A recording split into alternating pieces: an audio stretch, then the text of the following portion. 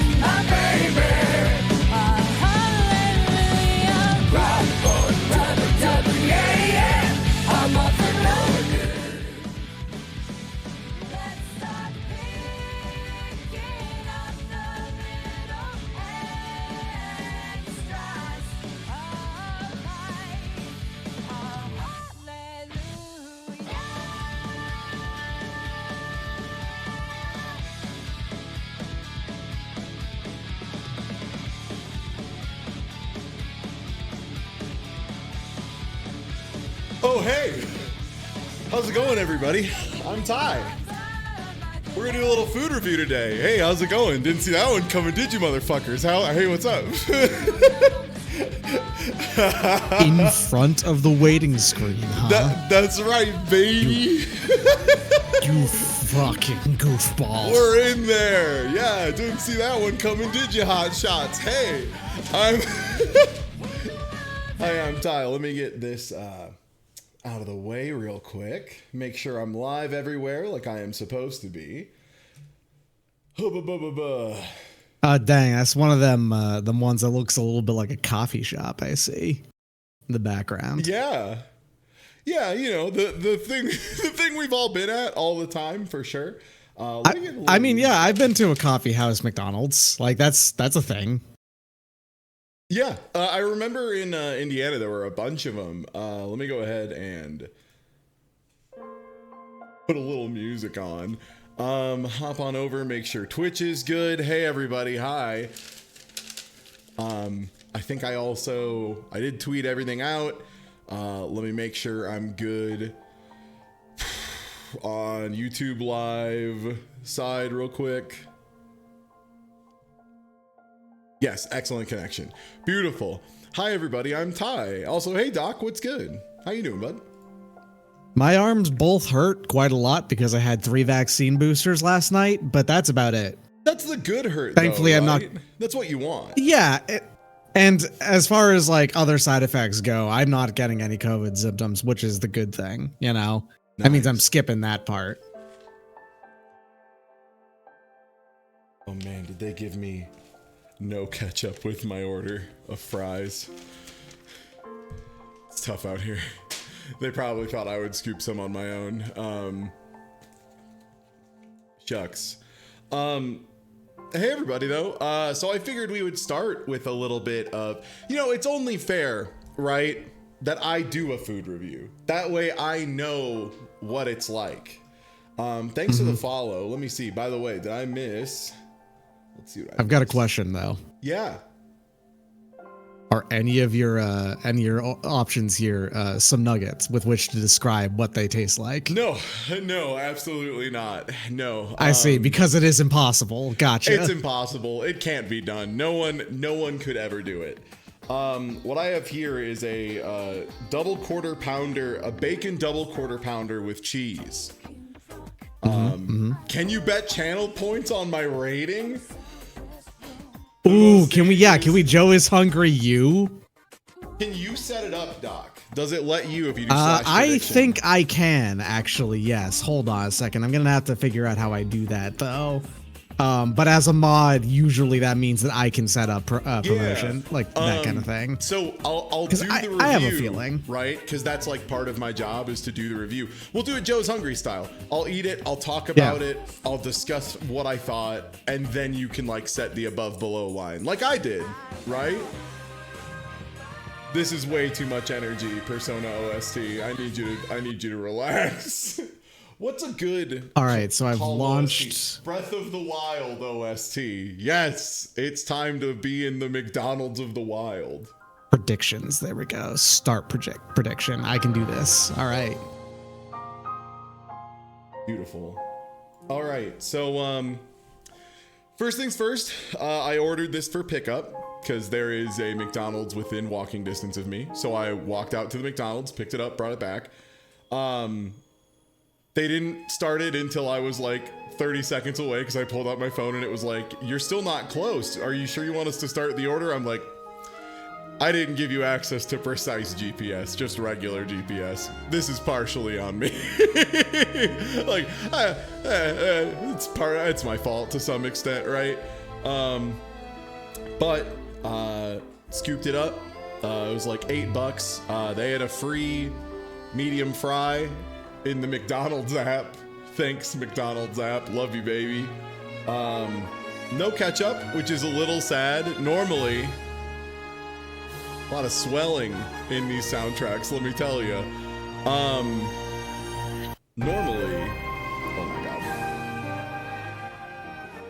How do they keep making it louder every time? But yeah, so decent enough deal with the thing, because otherwise it was gonna be like an $11 combo or something, and like, I mean, that's like what fast food costs now, right? Like, I know that. God, I accept that. So expensive. But God I damn. remember the days of a sub $1 McDouble, and now, oh my God. I remember the days of one of my friends in Boy Scouts way back in the day, Nash Bruce, who had a shirt at one point that he had custom printed that said "The dollar menu saved my life," because there was an entire summer where like that was all he ate, and like luckily he had that like mid-late teen impossible metabolism that can like do that and not be too fucked up. But it was unfortunate. so cheap. Like Taco Bell was another one that when I was living with a vegetarian, and I like just didn't cook anything with meat in the house because the last person she had lived with was really bad about cleaning and using meat and stuff. So he had like cooked up a bunch of hamburger and stuff in a pan, claimed he cleaned it out, and like had not cleaned it out nearly enough. And it made Carmen like really super sick. So I was just like, you know what? Hey, just to keep you at ease, I'm just not going to use meat in the house if that's cool with you. So there were a lot of times where like between the bar and back home, I would just swing by Taco Bell and pick something up. And yeah, man, you could get like 4 full like, burritos, like the smaller ones, not the like Wumbo guys, but you get like 4 of those for like $6. It was so nice. It was amazing. Yeah. But obviously that's a different time, and yeah, food and logistics right now, expensive. But yeah, so that's all the information that I'll give up front. And yeah, let's go ahead. Bacon double quarter pound, or no, bacon quarter pounder with cheese, right? Double quarter pounder, yeah. Double quarter pounder, okay. But yeah, I mean, it smells exactly like a McDonald's burger, which is to say, like, somewhat beefy, but also like there's a certain preservative quality that like you can definitely smell. There's like a bit of a, this isn't fresh, right? Like you can smell that it isn't quite fresh. No, of course not. It's a frozen patty that has been slammed onto the griddle. If I smell closer to like where I can see some bacon exposed, there's like a bit more smokiness, and like you can almost smell a little bit of the saltiness coming off of it, and that's pretty good, right? Like for as small a piece of bacon it is, I feel like McDonald's must like do some extra treatment to get like additional like potency in there, because I mean they do that for everything, right? They do that for the cheese, they do that for the meat, they do that for all of it. So there's probably something they do to make that like small piece of bacon, because it's like pretty tiny, right? Like it's pretty thin, that little guy. They will tell you outright that motherfucker is not only a half strip, it is a half strip of like the thinnest bacon in the world.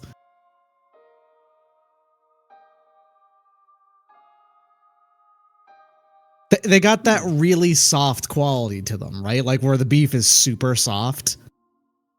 Yeah, the other big thing I noticed, these beef patties feel like almost a little bit more like sausage patty adjacent-y. Like they have like some of those flavorings in them. I don't know if that's just like I haven't eaten McDonald's burgers in a really long time and that's always been there and I just didn't perceive it, or like my palate's gotten better or changed as I've, gotten older or whatever. But yeah, there's like a notable amount of additional spice on top of everything else. Yeah, that's a little bit strange. The cheese too, man, it's weird. Like if you're like really paying attention to it, it's got that American cheese tang, but like turned up an additional level. I can definitely get why, right? Like it's pretty addictive when you've got like that with the really spiced beef and like the sweetness and the light acidity of like the ketchup. Yeah. I think they straight up specifically use Kraft singles rather than, like your average American cheese slice. Mm-hmm.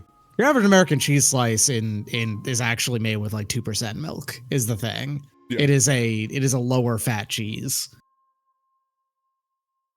Kraft singles are explicitly not. Also have that little bit of annatto in them to give them that yellow color. Mm-hmm. They also the mustard they use, it's weird. This might sound like a weird comment.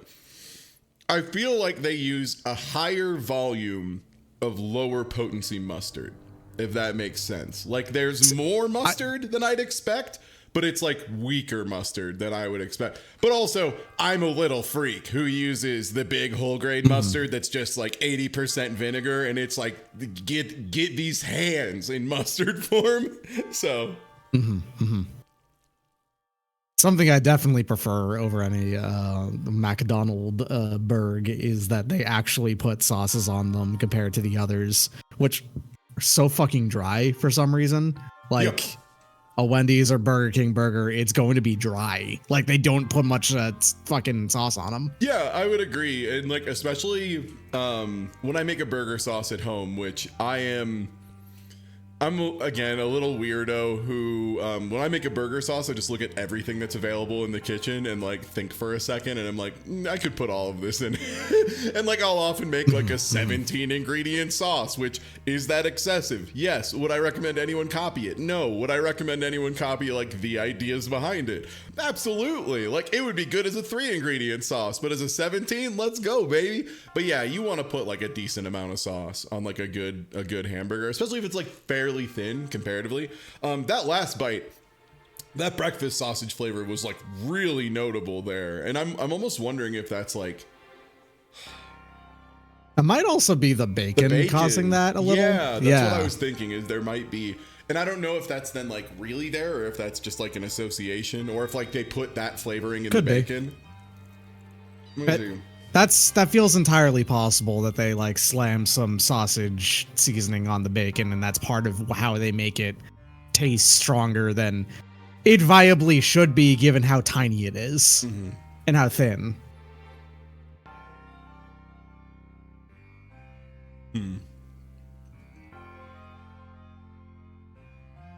Yeah, like I definitely think that what bacon you use is like a very application specific thing personally. Like it's the same thing with lettuce. There, for me personally, I think I like most burgers, I prefer like a shredded lettuce unless it really needs the flavor of the lettuce. Like I just like the texture overall. But I get that there's differing opinions on that. Some people like to really like tear a leaf, and that, for them, get it, you little brontosauruses. get after it. Chomp them trees, baby. Yeah, I actually kind of prefer a whole leaf to shredded lettuce on a burger, but I want shredded lettuce on a wrap, if you know what I mean. Shredded on a wrap is necessary. 100%, yeah. Thing with a wrap is lettuce like absolutely has up, flavor, yeah. Sometimes you'll very easily get like 5 or 6 layers of just lettuce, right? And then if you bite into that and it's like a heartier lettuce, like a romaine or something that's like a little, something that's got a bit more pepper to it, like I'm totally blanking on the delicious peppery leaves that I love and crave. Everyone arugula? name your arugula. Thank you. I was like, everyone name your favorite peppery green. Yeah, arugula. Something like that. If you get like a bunch of layers of it at once, it's going to be like way too much. So I definitely feel that for wraps. Yeah. Then again, like arugula is definitely a be careful with it thing. If you put arugula on thinking it's just like regular lettuce, you're going to fuck your life up. It's so bad.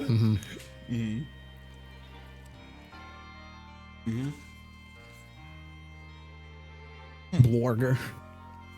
Do you think I should evaluate the 2 items separately? Probably, right? Yeah, but then still have a total in the end of one thing, I think. Okay, I like that, yeah. Because you're evaluating them being 2 separate objects that are being served together, All right, yeah, I guess closing thoughts on that. Yeah, I feel like there's like a little bit of a breakfast seasoning there that's just like, it's maybe like a little overdone. I think that with the normal seasoning together feels like it's a little bit too salty, which I know like too salty at McDonald's, no shit. But at the same time, like, we are evaluating it in a vacuum as a piece of food. It's a little too salty, to say the least. It's a little too salty. The cheese is like, man, it's good, but there is definitely sometimes in the like finish afterwards, like in the top of the back of the palate, where the tang just like hits a little too long back there, and it feels and tastes weird, and you're like, I don't know about all this. The bun is, of course, like super standard. You can taste and feel how shelf stable it is, if that makes sense. Like, the structure is going to be the same. The bite and the chew is going to be the same for every single bite. And there's value to that, right? Like, there's definitely value to that. There's value to preservatives in food, of course, because like that allows us to feed so many more people, so much more economically. I'm not here to put down, Wonder Bread or whatever. That kept families alive. That being said, obviously, I would prefer something a little, more artisanal, as it were. Yeah. So I guess that's what I have to say on it. Go ahead and start the prediction up, put an above below line, and I'll drink a little tea. All right. I'm gonna go with. Let me see here. I guess the question is, I don't know Ty's personal scale, if he has a more reasonable 5 is an average scale. Assume I am the kind of person who is willing to give a 0 if I think something is disgusting. If I think something is actively gross, that is like if I actively like put something away and I'm like, I cannot finish that, and it's not because of personal preference, it's just like the general flavors are overwhelming or bad or the texture is off in some way, I will give that a 0, 100%. And if something is like, my thoughts on it are like, it's a reasonable value, it's not super terrible for me, and it's good enough that after finishing it I'm like, shit, I might just go get another after the stream. Like, that's like a 10 for me. I'm more reasonable with 10s as well, because it's fucking McDonald's, and if I try and say, the best food I've ever had, we're never going to approach an 8. All right, well, I've started that prediction for the presidential meal. What do you think? I think of a McDonald's double quarter pounder with cheese.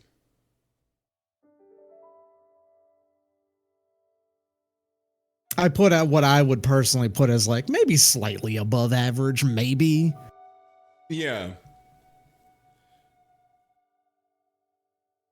I was, of course, extremely tempted to do equal 6.9, but I have a feeling it's never getting that high. Yeah. But that's me. That's my guess. I actually can't. No, it's if it's like actively bad, it's 0. If it is, I would be willing to just go get it again right after. Like, if it's good enough that I'm like, I want another one immediately. That is a 10, because I think that's the best thing fast food can be, realistically. Yeah. It's like something that's like reasonably costed enough and good enough that you're like, shit, man, I'm just gonna get another, especially if it's a place you pass by. Because like when I walk to the gym, if I take a little bit more of a circuitous route, I can just hit that place on the way.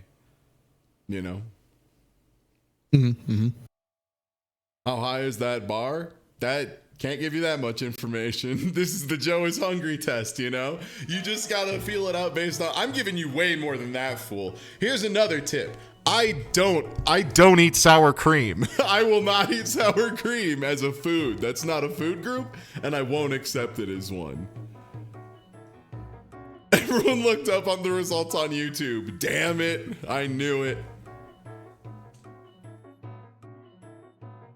Oh yeah, what was the temperature test here? Was that nice and scorchingly hot, over 200 degrees burger? I watched them pull it out of the thing, put it in the bag, and then hand it to me. So like, as hot as McDonald's is supposed to be.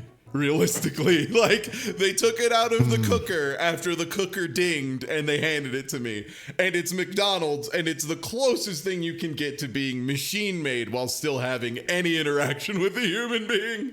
So like, that hot, because yeah, it's like super the same.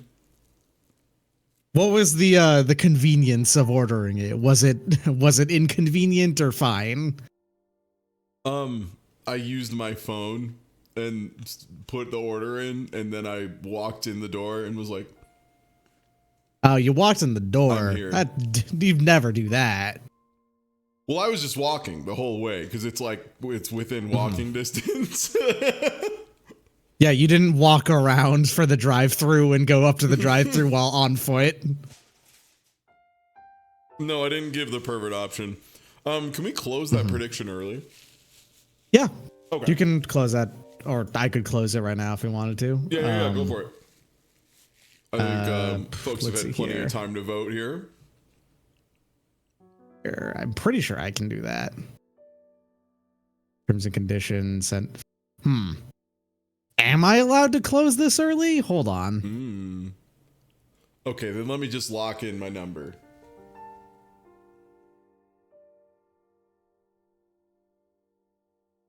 Because I'm allowed to predict, I guess, but I'm not allowed to close this early? What the hell? I'll just start talking about the fries.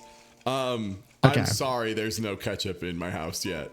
And there's no ketchup in the bag either. So I just eat a bunch of McDonald's fries at once because I'm an adult, I guess. I don't know. That's what they're for. Yeah. You don't eat them one at a time. Yeah.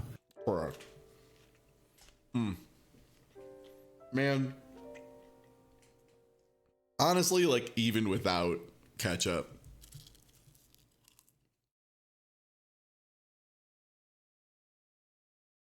Okay, let's try and I criticize people for not elaborating enough, so allow me to take a thought here and really nail it down for you.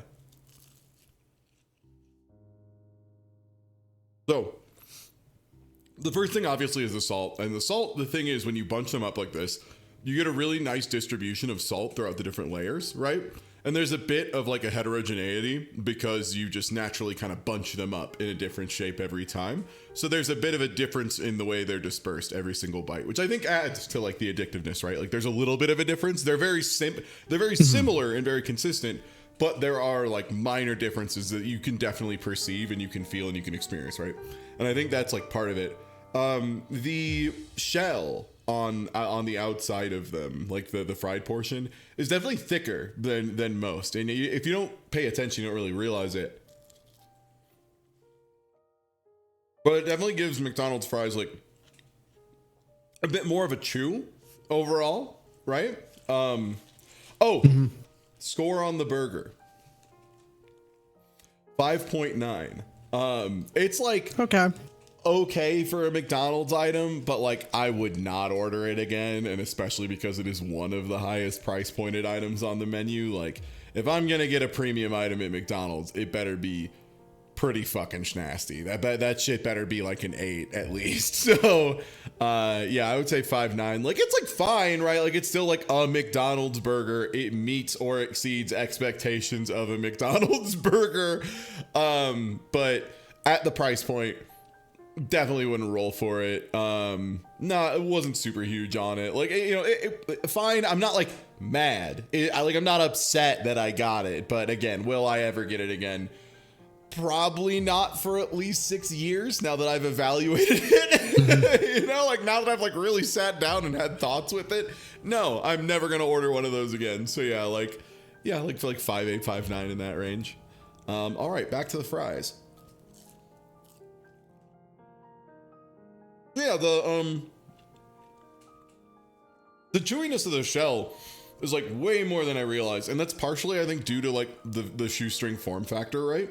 Just like because they are thinner tubes. Thin. Exactly. So they've got more like fried surface relative to the inside, which I think gives them like a higher like fat and salt content total, which almost pushes them closer to like potato chips, right? Not in texture, but in like flavor and balance and like even like macronutrient balance, right? Like just the amount of like carbohydrates, there's to fats, more oil to salts and stuff. Exactly. And like it is, and also because of their thinner quality, you're getting more of them in any given bite. You have a much higher surface area stuff going on with your tongue. There is more individual bits of salt exposed to the tongue. I think, which is actually why I am on order no salt fries from McDonald's crew, purely because I think that they're too salty without doing so. I can just add my own salt or like do something with them afterwards if I gotta. Yeah, and like that's legitimately why I'm gonna eat like a third of these and put them away, even though they're really good. Even though I do think they're quite good. Just too much salt between that and the burger, and I can like definitely feel it a little bit. Yeah. The other thing too is like you can feel them get colder and get softer and stuff, but I can't really fault McDonald's food for going, you know, for the effects of time, cold. Yeah, because like, is it more affected than other food options? No, the only reason why you notice it more on other food options is because they're generally higher quality. That's it. Yeah, so that the effect is more noticeable. Yeah, like I do think McDonald's falls off faster and worse than like a lot of other food. Not all of it. Like Taco Bell, there's some items that just become a pile of mush within 6 minutes. But that being said, like McDonald's is usually a food you're not eating in a like take it home circumstance. You're usually eating it there or like in the car or like wherever you're going or whatever, like, you know, on the way to a tournament, something like that. Even if you are forced to order from McDonald's because it is 3 a.m. and you woke up really hungry or something. Exactly. The thing about McDonald's is that there's one that's like less than a mile away from you usually. So if you're going to get it from there, then bam, it's going to still be pretty hot by the time you get there. It doesn't take that long, you know? And you're going to get McDonald's, right? Like, yeah. is the other key thing. And like, what I mean by that is like, you're getting the same McDonald's. The exact same McDonald's again. Every time, no questions asked. And there is like definitely a very real and direct value to that. All right. So I guess with that being said, does anyone have any questions about the fries? Since I'm doing a live format, I can do that. I can ask. Anyone got any questions about the fries before we do the vote here? Do the vote. Yeah. Were the fries crispy? Not particularly. How many calories? I don't look at that shit when I go to McDonald's. Nah, that's not what McDonald's is for. Like, I'll put it in my fitness app later just so I can have a reference. But like, if I go over because McDonald's, I'm like, yeah, that's like when you have a day where you need to get McDonald's, dog. Like, it sucks. Like, am I going to go to the gym and run like 6 miles after this? Yes. Is that partially related to this? Yes. How much of a ketchup junkie are you were it available? Not really. Like, I want like a really thin layer of ketchup, especially on McDonald's fries, because since you cluster them up, if you just dip a cluster like that in, the surface tension will be strong enough that it'll actually like web from fry to fry, and you will get like a full spoonful of ketchup in there. And that's fucked up, I think. Do they pass the weight test? There were enough that I don't want to eat them all. And for a medium, that's like a medium. If a large adult man like me doesn't want, you know, too many more than that, that's plenty for a medium. Do you dip or do you spread ketchup on the fries? What? Oh, do you dip or do you actually pour it on instead? Which I feel like anyone who does the latter is a weird pervert in some way. That's only like if I have to eat ketchup as part of a eating challenge and I'm at a steak and shake or something. Like some fries that desperately need a large amount of ketchup, aka steak and shake fries mostly. I want to point out, by the way, the mod view is absolutely bizarre to some extent because I'm getting ads on the mod view only. Sick. Really weird.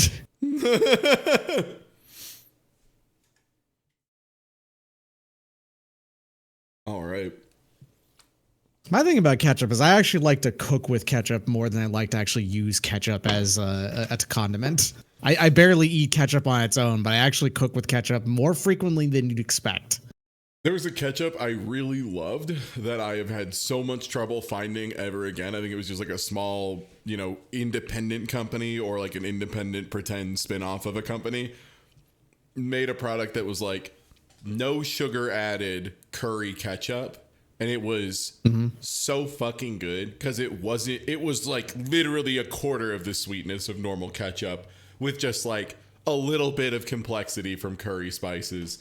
And like, God damn it, was it so much better. Like it went like everywhere where ketchup was supposed to be. I liked it more than ketchup. Like, because I only, with the exception of making sauces where you're using the ketchup sweetness, right? And you want more control. You want to use the raw ingredient. Yeah. All right. Well, the fries prediction is also done now. Yeah, I mean, for McDonald's fries, I gotta give them like a 7.8, honestly. Like, they're like really solid. Okay. Yeah, they're not like the best fry in the universe, quite off but like, it is a struggle to not get McDonald's fries whenever I get anything from McDonald's. Like, they put that shit as a free coupon all the time for a good reason, man. They know I want them shits. they know I want them little bastards. They're so good, man. They're just like so solid. Yeah, I enjoy them. I enjoy them a good amount. Yeah, that's the problem. XX Prime just mentioned it in chat. Is there are companies that make no sugar added ketchup, and then the thing they do is they load it down with sugar alcohols, like a lot of them. And a lot of times they'll use ones I've never heard of before and have no idea how my body reacts with. So what it turns into is they make a bottle of ketchup that has the same lingering weird fake sweetness that like Red Bull has almost, or like the certain Monster flavors. And then it gives me diarrhea, which is cool. Yeah, I was about to say one of these days they're gonna make one that is using that the Diet Haribo Bear one that makes it poop. That's sugar alcohols, baby. And the thing is, like, the tough part about sugar alcohols is that everyone reacts differently to a different group of them. Like erythritol, like, doesn't bother me at all. I could probably just like eat a spoonful of erythritol and get like a mild case of tummy hurt, but like nothing more.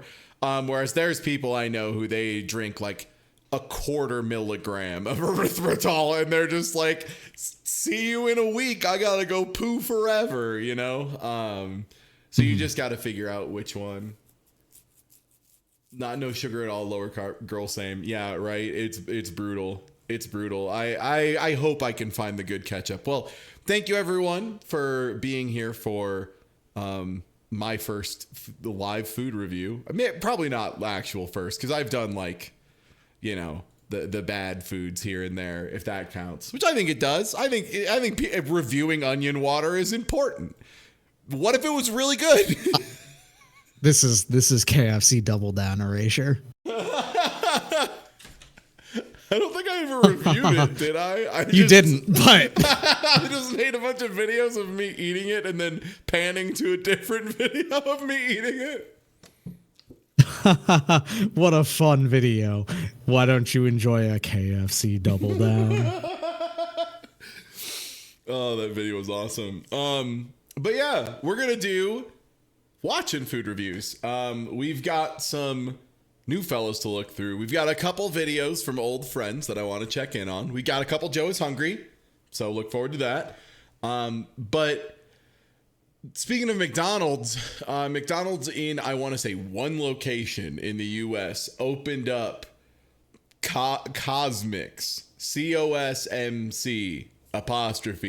which sounds fine if you say it out loud, if you call it Cosmix, but if you like look at it in typography, it is a nightmare made flesh. Hate the way it curves. McDonald's about to single-handedly reintroduce a slur, honestly, is how it feels almost. Yeah. But yeah, so this is their new upscale thing, which I guess is their idea of like, what if we brought the idea of good McDonald's from abroad back to America and had that here. But yeah, this is Yucking. And yeah, it's right by Chicago, right? Oh, I think this tab is muted. Concept. Let's rate it all. Starting. There we go. All right. This We MF spent forgot everything, $77 and though. almost 4 hours in line at Cosmos. $77 for everything out of Let's rate a it all. place. It's Starting actually with not cream that avocado. bad, honestly. Oh, that's incredibly reasonable. I think getting everything Yeah. at Taco Bell is like $350, but that's also because they have 1,000 items. Avocado tomatillo sandwich. Yeah. We have an egg, bacon, white cheddar, and a creamy avocado tomatillo sauce. Ooh. So the I know the sauce. I mean, I can is, fuck with an avocado tomatillo sauce. I That know sounds the- good to me. I know sauce is such a big part, but I hate when the sauce name is like over a quarter or over half the name of the sandwich. let's rate it all. Creamy That's fair. avocado tomatillo Yeah. sauce. Ooh. So the egg is nice, soft. Means and that the fluffy. sauce is the bacon's main just fine. attraction It's instead your of anything standard McDonald's else. Bacon, but the sauce on this is actually That is not standard McDonald's bacon. Ask me how I know. Yeah, that's at least a millimeter thicker tomatillo almost. sandwich. Yeah. Egg, bacon. That's like approaching normal grocery store bacon thickness. That is like way, way better bacon. White cheddar and a creamy avocado tomatillo sauce. Ooh. So the egg is nice. Ooh. But yeah, no, this seems pretty good. This seems eminently fuckwithable, 100%. Like the bread, the way it got a little bit of a crunch, it looks almost like croissant-y in a way. Soft and fluffy. The bacon's just fine. Which, yeah, if I had a genie and got a perfect metabolism, I would probably eat a croissant breakfast sandwich every day of my life. You know, like probably. I think they're amazing. It's They're your standard incredible. McDonald's bacon, but the sauce on this is actually pretty interesting. The tomatillo flavor comes through. There's that. What if creaminess of the croissants weren't made of avocado. butter? It's not spicy. 6.2. The chai frappe. Whoa, I'm sorry, 6.2? Is this the first most reasonable food reviewer on YouTube? Shut the fuck It's actually up. pretty interesting. The tomatillo flavor comes through. There's that creaminess of the avocado. It's not spicy. 6.2. The Damn, that's like, I think if it is like pretty expensive, yeah. chai frappe. The edits are unbelievable though here. Yeah, can we keep a quick track of after he introduces the frappe? It's not spicy. 6.2. The chai Okay, starting now. frappe. First of all, let's get a hold of starting time. I'll start from the first frame of the first cut. 28 Frappe. seconds. 1, 2, 3, Oh, the boba. 4, Ugh. 5, It 6, just keep 7, coming up. The boba's 8, bursting in my mouth. I'm not a boba 9, person. Texture 10. Okay, 10 cuts in 10 seconds. That's maybe like a little more, a little more than I personally would like. comes through. There's that creaminess of the avocado. It's not spicy. 6.2. The chai frappe. Oh, the boba. The weird part for me is like somebody who really pays more attention through audio generally than through visual. Like the audio isn't cut like that, right? Like the audio is one clean continuous track and it actually like sounds okay. It sounds like maybe a little too fast paced of a review, but it's not like outrageous. But then you look at the video. The boba's bursting in my mouth. I'm not a boba person. Texturally, it's just weird. The chai frappe, really nice. Yeah, it's weird. I get like the visuals give me like weird Tom Greenian vibes. And I do mean that Yeah. derogatorily. Just to be clear. Spiced flavor. And there's these cinnamon sprinkles on top. It's not overly sweet. 6.9. The churro Nice. Nice. Also, yeah, that sounds fine. frappe. Oh, this one tastes like there's He was caramel, giving the, little bit of cinnamon, but The, definitely more he is at sweet, but least it's- willing to admit, I just don't like boba, but everything else about this is pretty good. So someone who did like boba would enjoy this more and gave it a decent score anyway. That's not what Joe does. Joe would never. I Yeah. like boldness Joe to it as is well. The chai offended frappe, by the a idea of little bit anyone more enjoying smooth. anything This spicy. Or anything different from any way he experiences things, yeah. This one punches you in Yeah. the mouth with flavor, but I actually prefer the chai, 5.1. The popping pear Yeah, I would agree with that. Most things I get that are like attempting to be churro flavored or whatever, or any kind of like Mexican hot chocolate churro flavored. Anything where there's like, they put anytime white people say a food or a dessert or a drink is Mexican, they usually mean like weirdly cinnamony in a way. And sometimes it's good and it hits perfectly like a horchata, but sometimes they just like way overdo the cinnamon in a way that like ends up being like dry and not super great. Yeah, I feel like texture is a big part of the churro. That's kind of part of it too, is like a churro is like a fried thing, right? So there's like, Yeah, it's a fried dough. It's close to a donut dough. It's not the exact same, but close. And the entire the shape of it gives it a lot of texture. So yeah. So it's like, I feel like it's a fancy way for people to say cinnamon a lot. Slushy. We have pear. Yeah, it but is. we also have Pop Rocks on top. Oh. Okay, Pop Rocks on top sounds like, I guess, the only place you could put them without activating them, but also the place that I'm like the least likely to ever get to engage with them. yeah. Also have Pop Rocks on top. Oh, it's sour too. That is so Wait, sour hold on. and sweet. I don't even taste pear. It's just stuck in my mouth. If you're under the age of 15, you might love this. I'm an old man, and this is not for me. 1. Damn. I mean, I am like, confused about being personally offended by the idea of a sour drink, though. The yeah. pretzel bites. So for the pretzel bites and the hash browns, you can have up to 4 dipping sauces. Spicy queso, hot mustard, ranch, and also ketchup, but I'm not doing Pretzel bites in ketchup. Yeah, that's offensive that that's an option.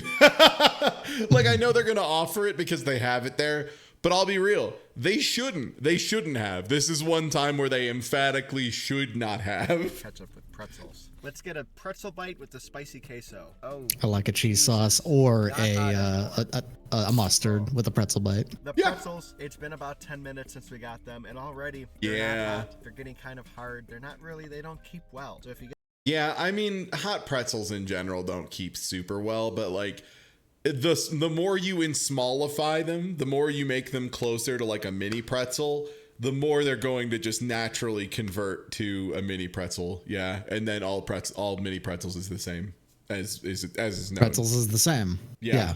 But yeah, hot pretzels, you really do gotta rip them right there. That's like why they work so well for the mall, right? Because it is assumed that the optimal way to eat food at a mall is when you're walking between stores, or like going into a store where they don't really fucking care if you have a pretzel. Like, I'll be real, the people in the GameStop probably don't give that much of a shit as long as you're not like throwing it on the ground. get the pretzels, have them immediately. But this I am throwing it on the ground, and therefore they do give a shit, but I'm an outlier. Queso, but And should not be counted, that's right. sometimes that's all you need. The pretzel on its own is a 2.5. That feels really low for a pretzel. I mean, I guess he's evaluating them as if they cooled The off. spicy queso edition, 3.8. We have the berry hibiscus sour. Dare? Oh, do you like my shirt? This is one of my favorite shirts I own, and I had lost it for a while, but during the move, I found it again, and it fits again. I'm a Maryville Dare graduate. For those of you, do they have Dare abroad, or that was only America, right? That's like No, that is very much only America because we have yeah. our bizarre relationship with drugs here. Hell yeah, brother. For those of you who don't They know, have Dare in Canada as Dare well. in Canada. That makes Okay, sense. Word. So Dare, for those of you who don't know, is the Dare to resist. Was it drugs and violence, or just like? I think it was just drugs. it I don't. just drugs? When I had a Dare thing, they did not bring up violence at all. Hell yeah.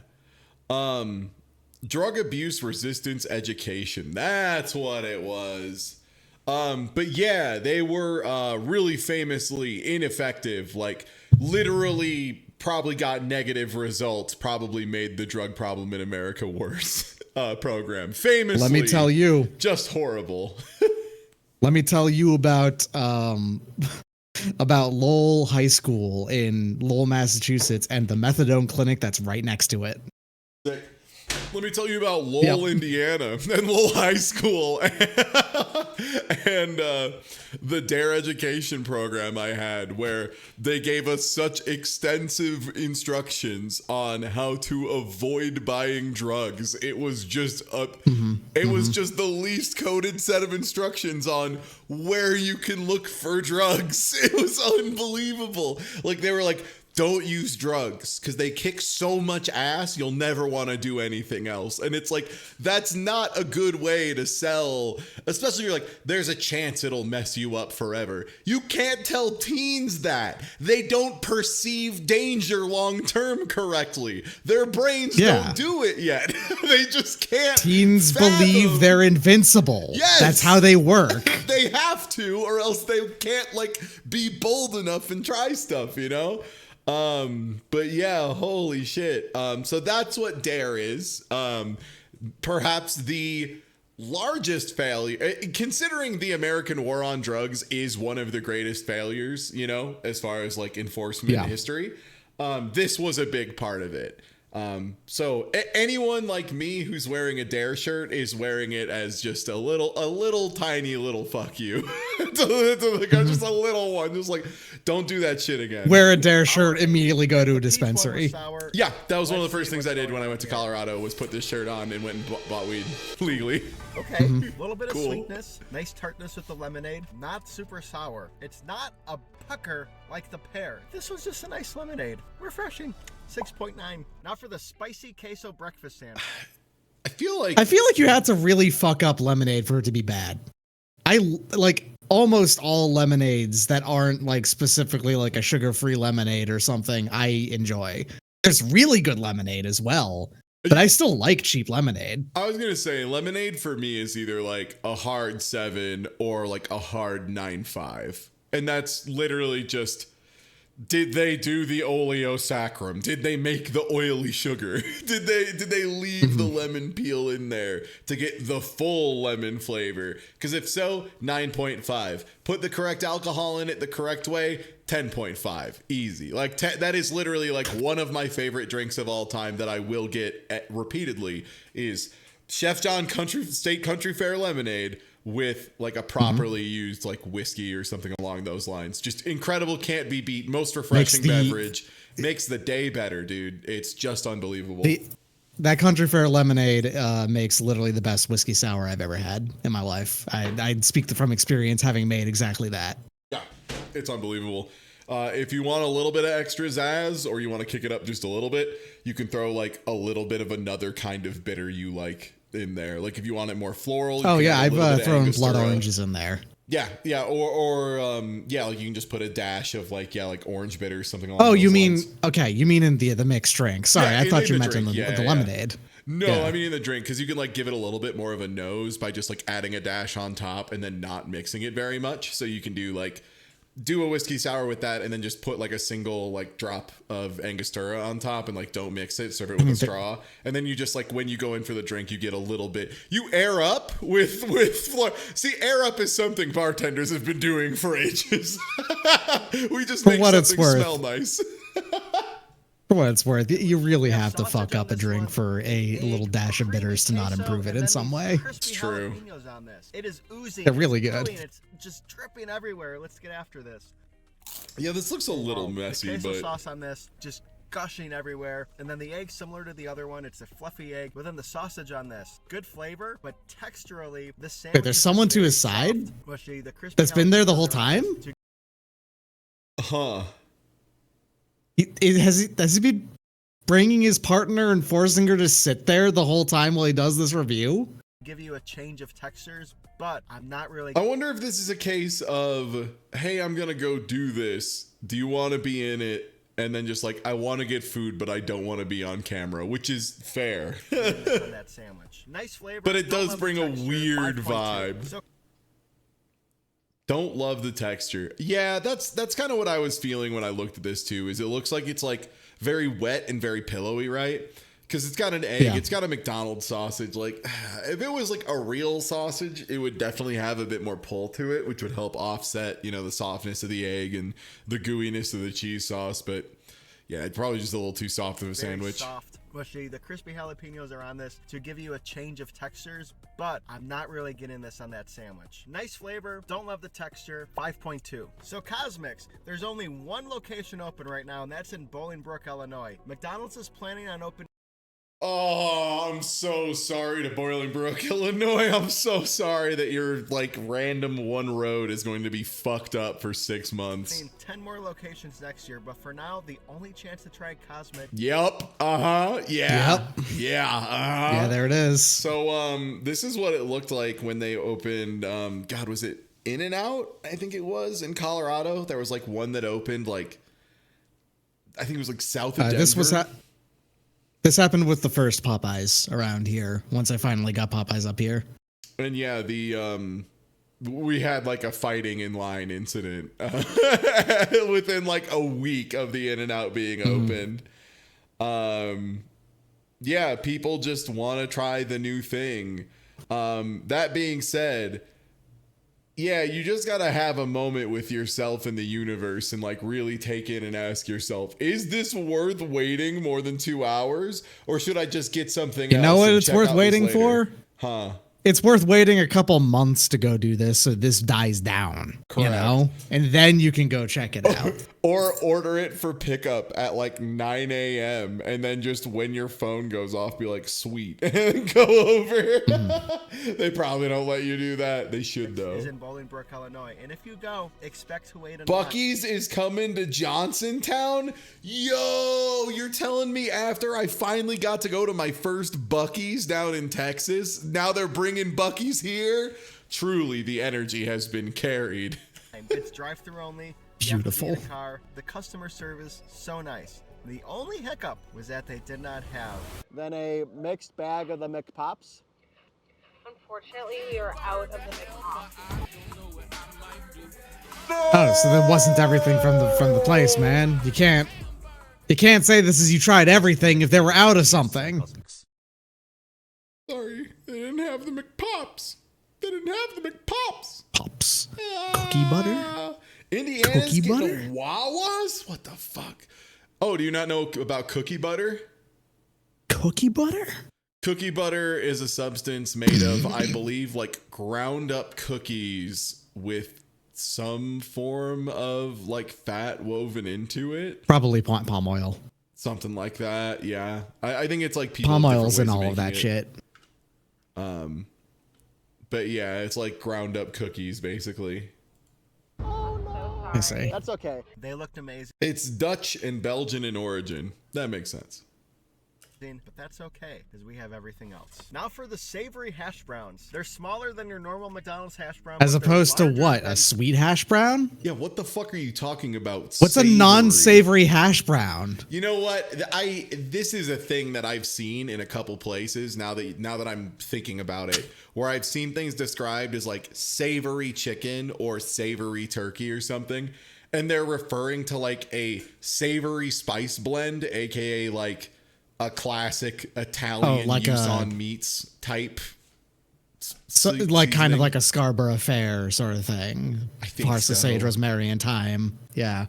Yeah. So just like seasoned a little bit more. Has garlic. Yeah, that's another part. Yeah, has garlic Probably on it. it. Yeah. Yeah, it's weird. I hate when we get two words that, or one word that means like two vastly different things in the context of like one discussion. Maybe they mean savory the herb, literally the herb savory. I don't think they do, but like They probably don't, but that that does exist. You're correct. That is a type of herb, and it's again another thing that makes the conversation even more annoying. Well, anyway, let Can I me get some tell you about umami hash browns? the 7 different meanings of the word fuzzy in fighting games and why I'm gonna throw up. Some of the hash browns you see like at Burger King.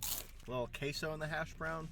Not as crispy as the original OG McDonald's hash brown. You have to eat those fresh as well, like the pretzel. But I really think even without eating them right away, they don't appear like they were as crispy as the McDonald's. Oh yeah, also, if anyone cares, I'm not streaming much of it because it did really badly as far as numbers and viewership, but I've been playing some of that Grand Blue Fantasy Rising Versus, the new one. That game's fun as fuck. It's really good. Yeah, it's a really good one. If you've been like scared of fighting games because you think they're too hard or whatever, like the inputs are too hard or they're too fast or something, this game's a really solid option. There's like I think there's literally no downside now to using simple inputs. So like just using the button where it's like skill and right, skill and back, skill and down, or just neutral skill. Basically the Smash Bros special move button.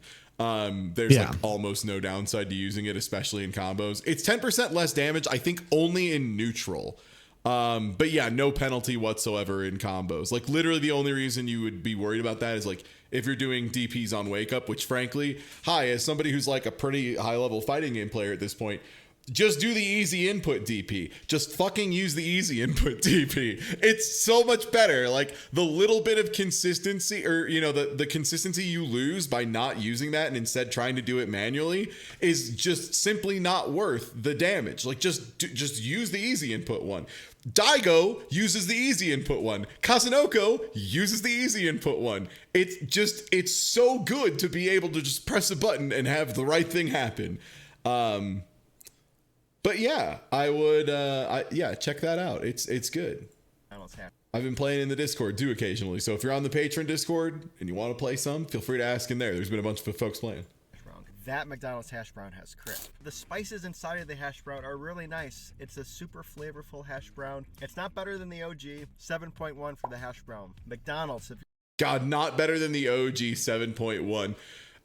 Right though, like how high would you rate a fresh McDonald's hash brown?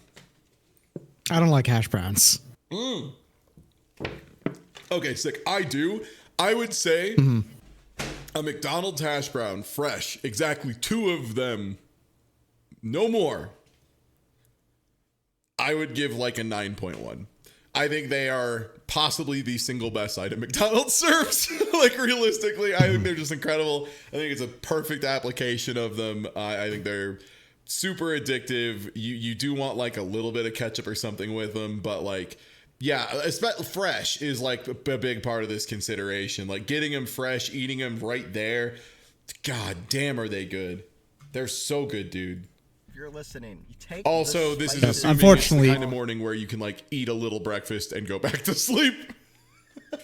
Unfortunately, hash brown and tater tots are my 2 least favorite potato form factor. So understandable. For me, it's probably like scalloped potatoes or like Hasselbacked. I'm just never into those. Hash brown. You combine it with that thick, luscious, crispy thanks for the follow. and you have just a match made in heaven. Honestly, that's immediately what I was thinking is why wouldn't they just use the normal like hash brown form factor and put those spices in it? Because like, hey, they did them right, man. They did them good. Like add some spices if you want, but like the problem ain't the form factor. Moving on to the spiced turmeric latte, we got this one iced. Spiced turmeric latte. This one's gonna chop I'm some assuming that they asses. advertise this as a health drink. I'm so sick of turmeric and stuff, dude. I'm so sick of turmeric and stuff. Like, I think that is the worst health trend for me as somebody who likes things that like taste good. People just started throwing turmeric in random places. A huge dose of turmeric in this, actually surprisingly so, for a fast food chain to be as bold as to put this much turmeric in a drink and really just punch it in there. Oh, you mean like a quarter teaspoon? Man, turmeric is very powerful. They don't need to put that much in there to make it strongly yellow. I thought turmeric is a spice. It is, but it is. There's like some health benefits being found with it because no, there isn't. There is. It is a false nutritionist thing. That's what I was gonna say. Is the same way they find health benefits in literally every food ever. Because if you're part of the group of people selling that food, you pay someone a trivial amount of money for a company your size to publish a study that shows that there are health benefits to putting more black pepper in things or whatever, you know, like it's the same shit for all of them. Yeah, turmeric is one of the most fake cures for joints I see pushed a lot. My big problem with it is that I think a lot of times turmeric doesn't taste good and stuff. There's a lot of like a little turmeric and curry. Ooh, yeah, that's jazz to me, baby. Ooh, love that. But not on like a cake. It's commendable. Of all the things Yeah. we've tried so far, this one is the most interesting and bold choice. Thanks to the resub, Shadow 5.5. Sandbag. We have the sea salt chocolate chip cookie. That's a thick boy. Very soft. There's plenty of chocolate chips in this thing. And the salt is a nice little addition. A solid chocolate chip cookie. 7.8. The only difference here between a regular McDonald's cookie, there's salt on it. There's a little flaky salt, and I'll be real. That's pretty good. Yeah, it's good. I would want more flaky salt, straight up, but I'm also a little freak. Salt chocolate chip cookie. That's a thick boy. I like my Very salted soft. chocolate and my There's plenty salted of chocolate caramel chips like in this very thing. salted. The salt is a nice little addition. A solid chocolate chip cookie. 7.8. The sour cherry energy burst. And Oh man, is this the Caffeine syrup, huh? Is this fucking McDonald's Panera equivalent? Is that what we got? Is this the boba that is gonna kill somebody? God, it fucks me up. Gonna that look it this was- up real quick. What's was- the caffeine content in one of these? It was a literal year of us joking after like doing a news segment about it of the Panera lemonade that is going to kill someone. And then and it's like killed a 3 year people later, so far. Is it up to 3 now? Jesus. It's up to Christ. 3. Oh, last I read it was 2. Great. Yeah, that shit's wild. Yeah, so what do we got? I'm hoping for under 150.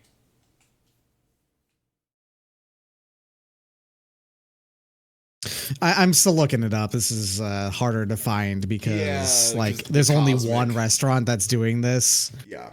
Sour energy cherry burst. Caffeine.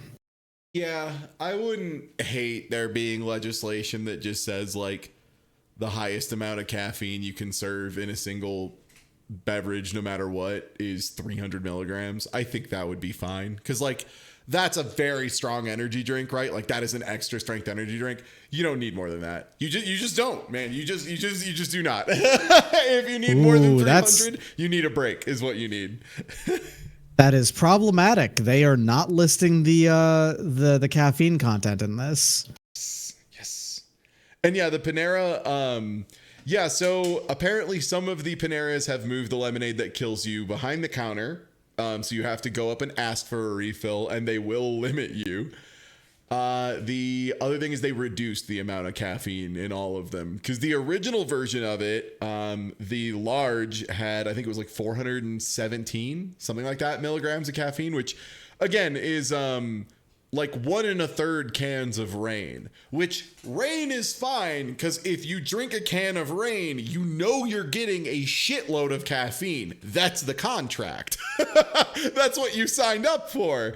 The problem is we had a lot of people just drinking this lemonade thinking, yum, lemonade, and then getting a refill or two thinking, yum, lemonade, and then after the 3rd or 4th, functionally having drank an entire 4-pack of the strongest energy drink in 20 minutes or whatever.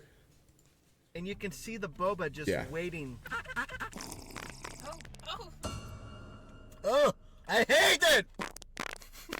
That looks like the worst boba straw to boba size I've ever seen. Why? Decent cherry Yeah, flavor I went that's ahead and ruined by trawled all through of their this site. They do not list the sourness, caffeine content of the bobaness, caffeine and shot textures of syrup. slush and 2.2. The s'mores cold brew. I love s'mores. I'm so excited to try it. So what flavor do you expect when you go in with a s'mores beverage? Because I feel like the first thing Graham cracker. graham cracker's the big one, right? Yeah. Yeah. That's Is what I'm expecting. what is marshmallow flavor?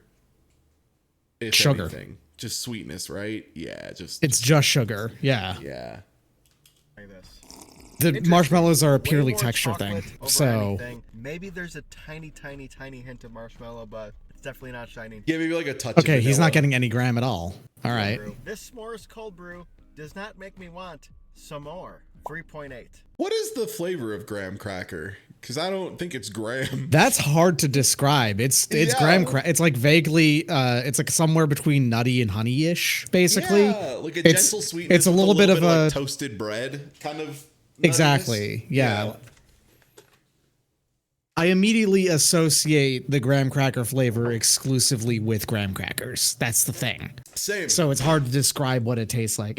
It's definitely nutty. It's definitely like it's nutty in that way that fucking like grape nuts are, which is a nuttiness that's only gotten from heavily toasted bread. And yeah, like a little bit of honey flavor to it.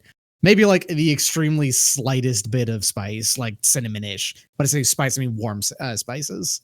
Dubs, I love this art because it took me a second, but as soon as I read that it said Dunny Missiles, I look down and see that, yes, you have specifically made sure that the cash register is in the style of a magic computer from Guilty Gear. And that's crazy. That's an unbelievable level of detail that I don't think anyone would expect. It's the magic weird rotary computer that like Zato be fucking with. That's unbelievable. Thank you. That is a wonderful piece of art. Holy shit. Oh. The Blueberry Ginger Boost. Wow, okay. I don't know if I like that combination. I don't know if blueberry and ginger need to be together. Ginger works with so many things. Ginger lime, ginger lemon. Combination's just not for me. So Mrs. Yucking hates ginger drinks. I do. Yeah, I think I agree with him on that one. There's like been a trend of using like warm spices in like very sweet applications. And I feel like at some point people are just like, fuck it, try all of them. And I don't know if that's the right approach. But this one, the blend of both the blueberry and the ginger works pretty good. 4.4 for me. Mrs. Yucking gives this. It's a 7. Let me know what you think in the comments. Blueberry ginger. Good combination or not? The blueberry lemon cookie. Another thick boy. Oh, this has to go, right? Like this has to be so good. Blueberry lemon cookie, that sounds amazing to me. Maybe I'm just a little jerk for Depends on the lemon texture. bars. I guess, I yeah. think Depends on the texture. personally. God, I love a lemon bar. I love a lemon bar so much.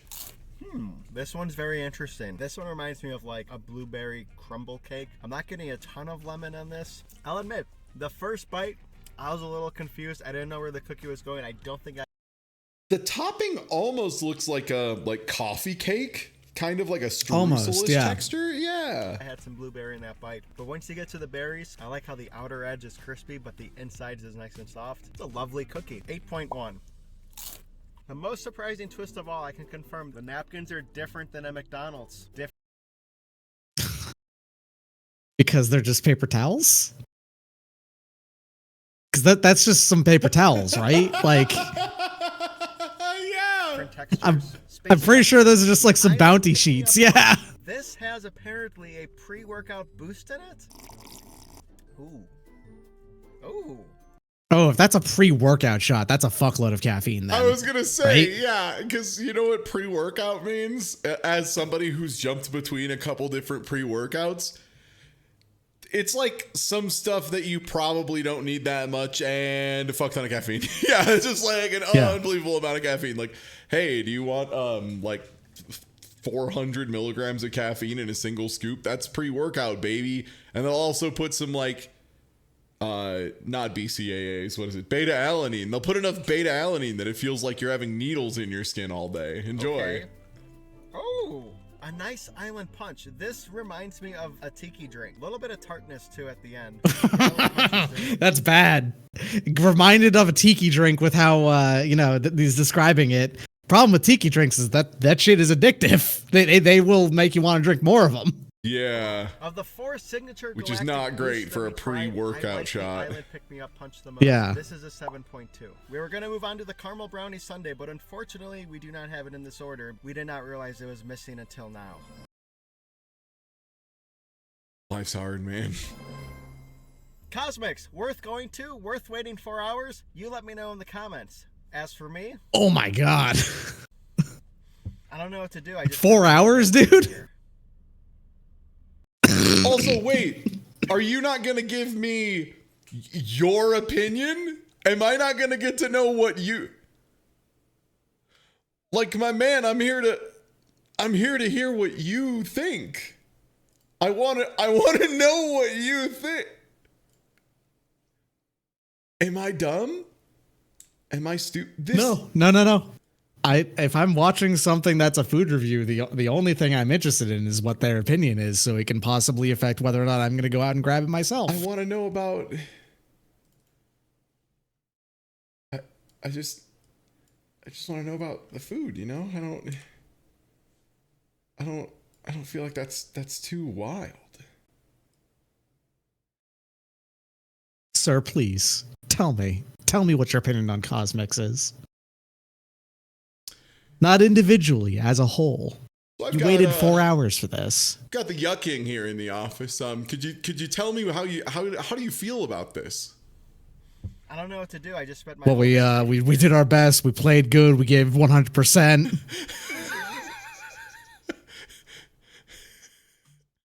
I just, we hustled, and the other team played better. It's just like that was the worst review. It ended on nothing. It ended on not telling me if he liked it or not.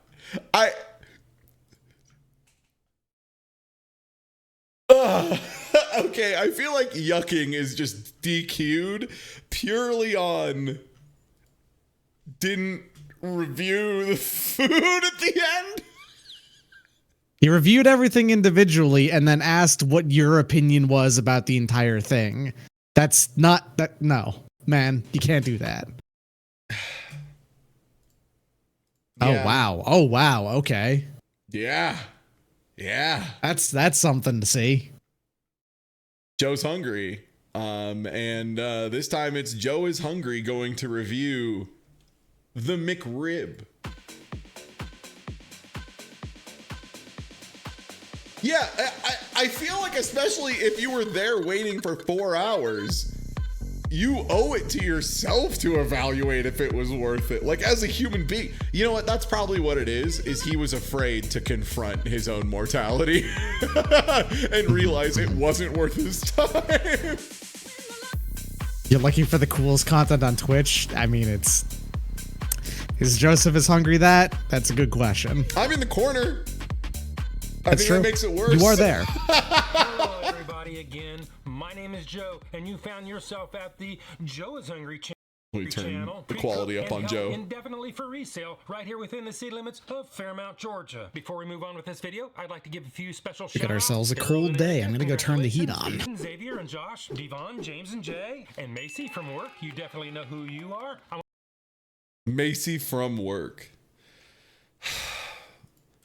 I would never let my coworkers find out about my YouTube. I would throw myself down a well first. I want to wish each and every one of you a very special Joe is Hungry birthday.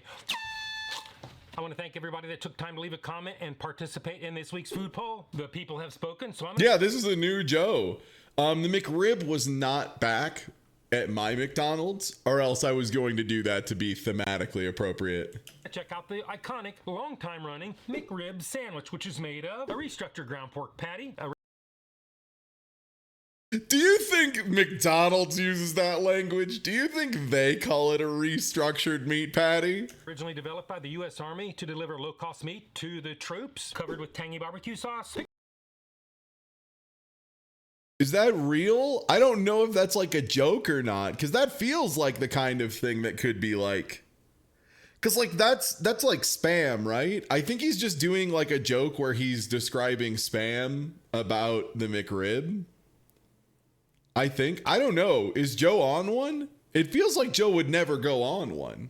Pickle slices and raw onions on a toasted home-style bun. Each single McRib sandwich will deliver a moderate 500. Well, that's great. I was asking if McDonald's uses that language, because I don't think McDonald's would ever use the language restructured meat product. 20 calories to your daily diet. I have the stats on the screen and in the description below. An a la carte McRib sandwich will. I've never had the McRib.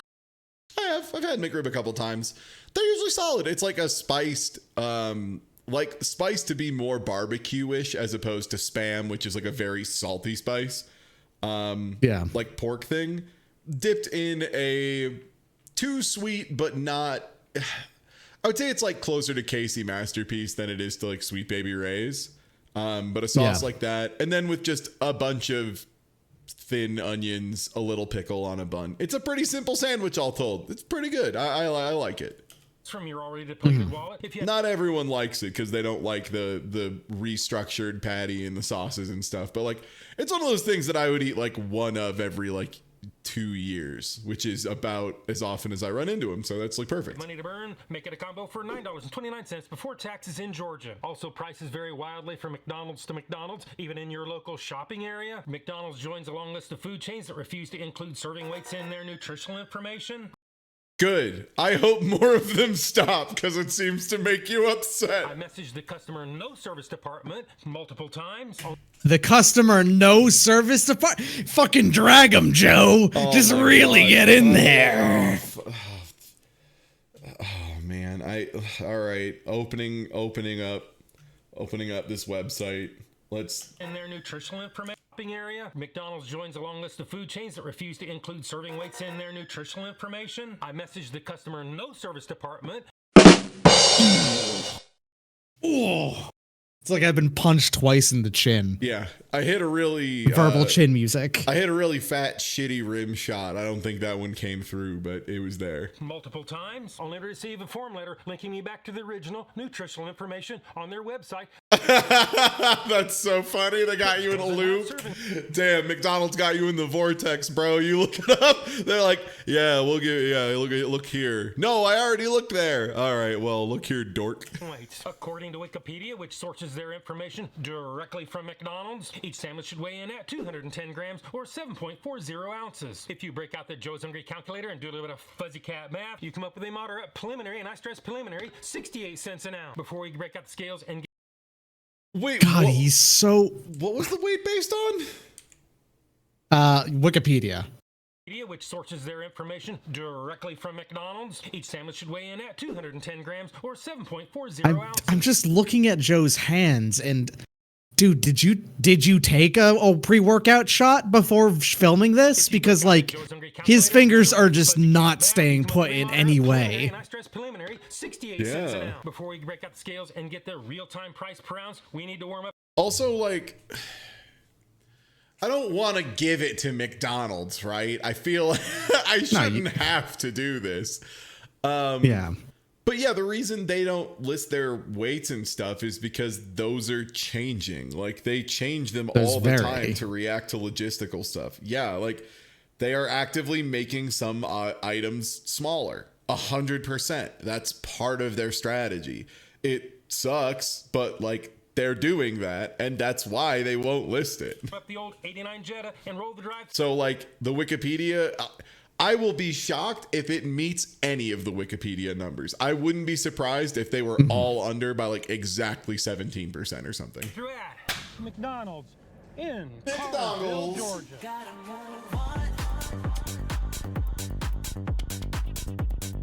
All right. Hi, welcome to McDonald's. Time for the mildly cold fry test. McRibs.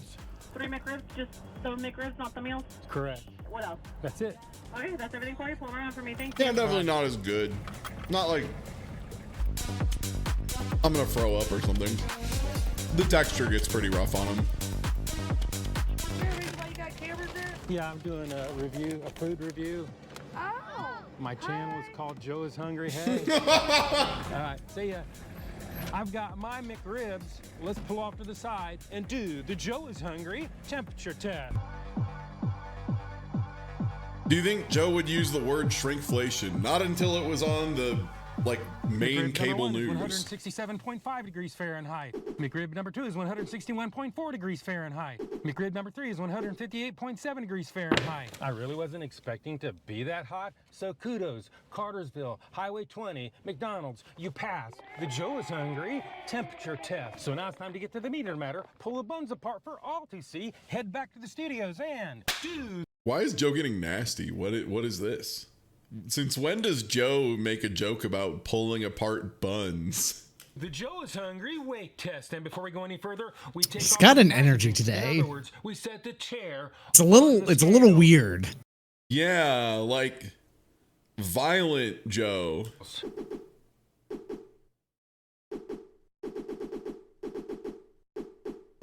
Do you think he realized one of the creators he shouted out was like making fun of him?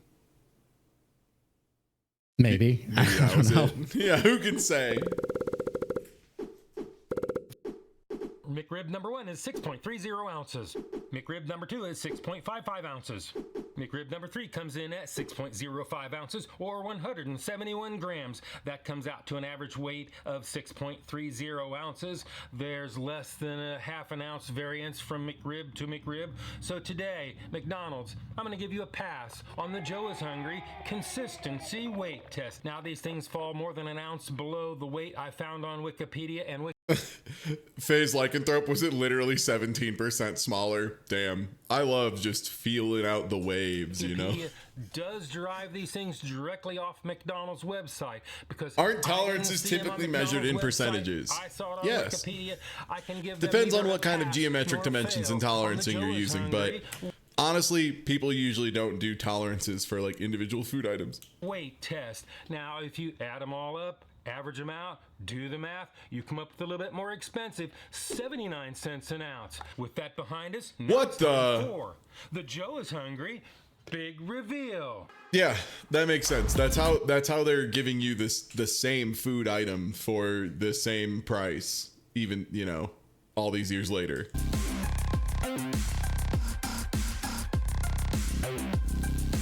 They are definitely smaller. I can tell just by looking at them, them shits is Yeah. smaller. But like, again, yeah, that's what fast food is. Weird they give them like a Kaiser roll. That's weird. I wonder if that's a new change for this revision of the McRib. Maybe it's longer. Well, rather the same length but thinner width-wise. Yeah. This is what it looks like, and this is what it's supposed to look like. This is Gotta be honest, man. Yours looks better. Yeah, yeah. McDonald's is one of the companies that I pretty regularly am like, yeah, they overproduce their food photos to the point that it looks like very weird.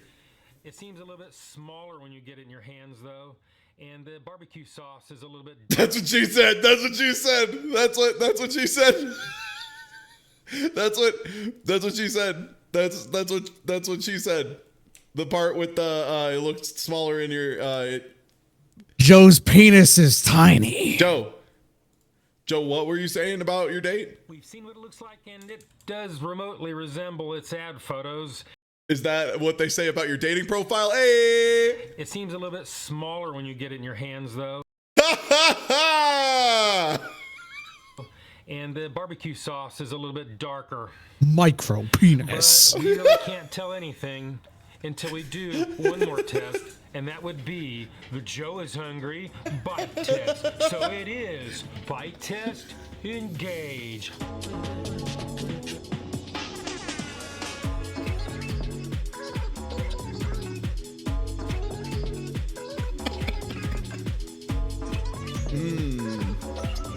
I mean, what I will say is the McRib barbecue sauce.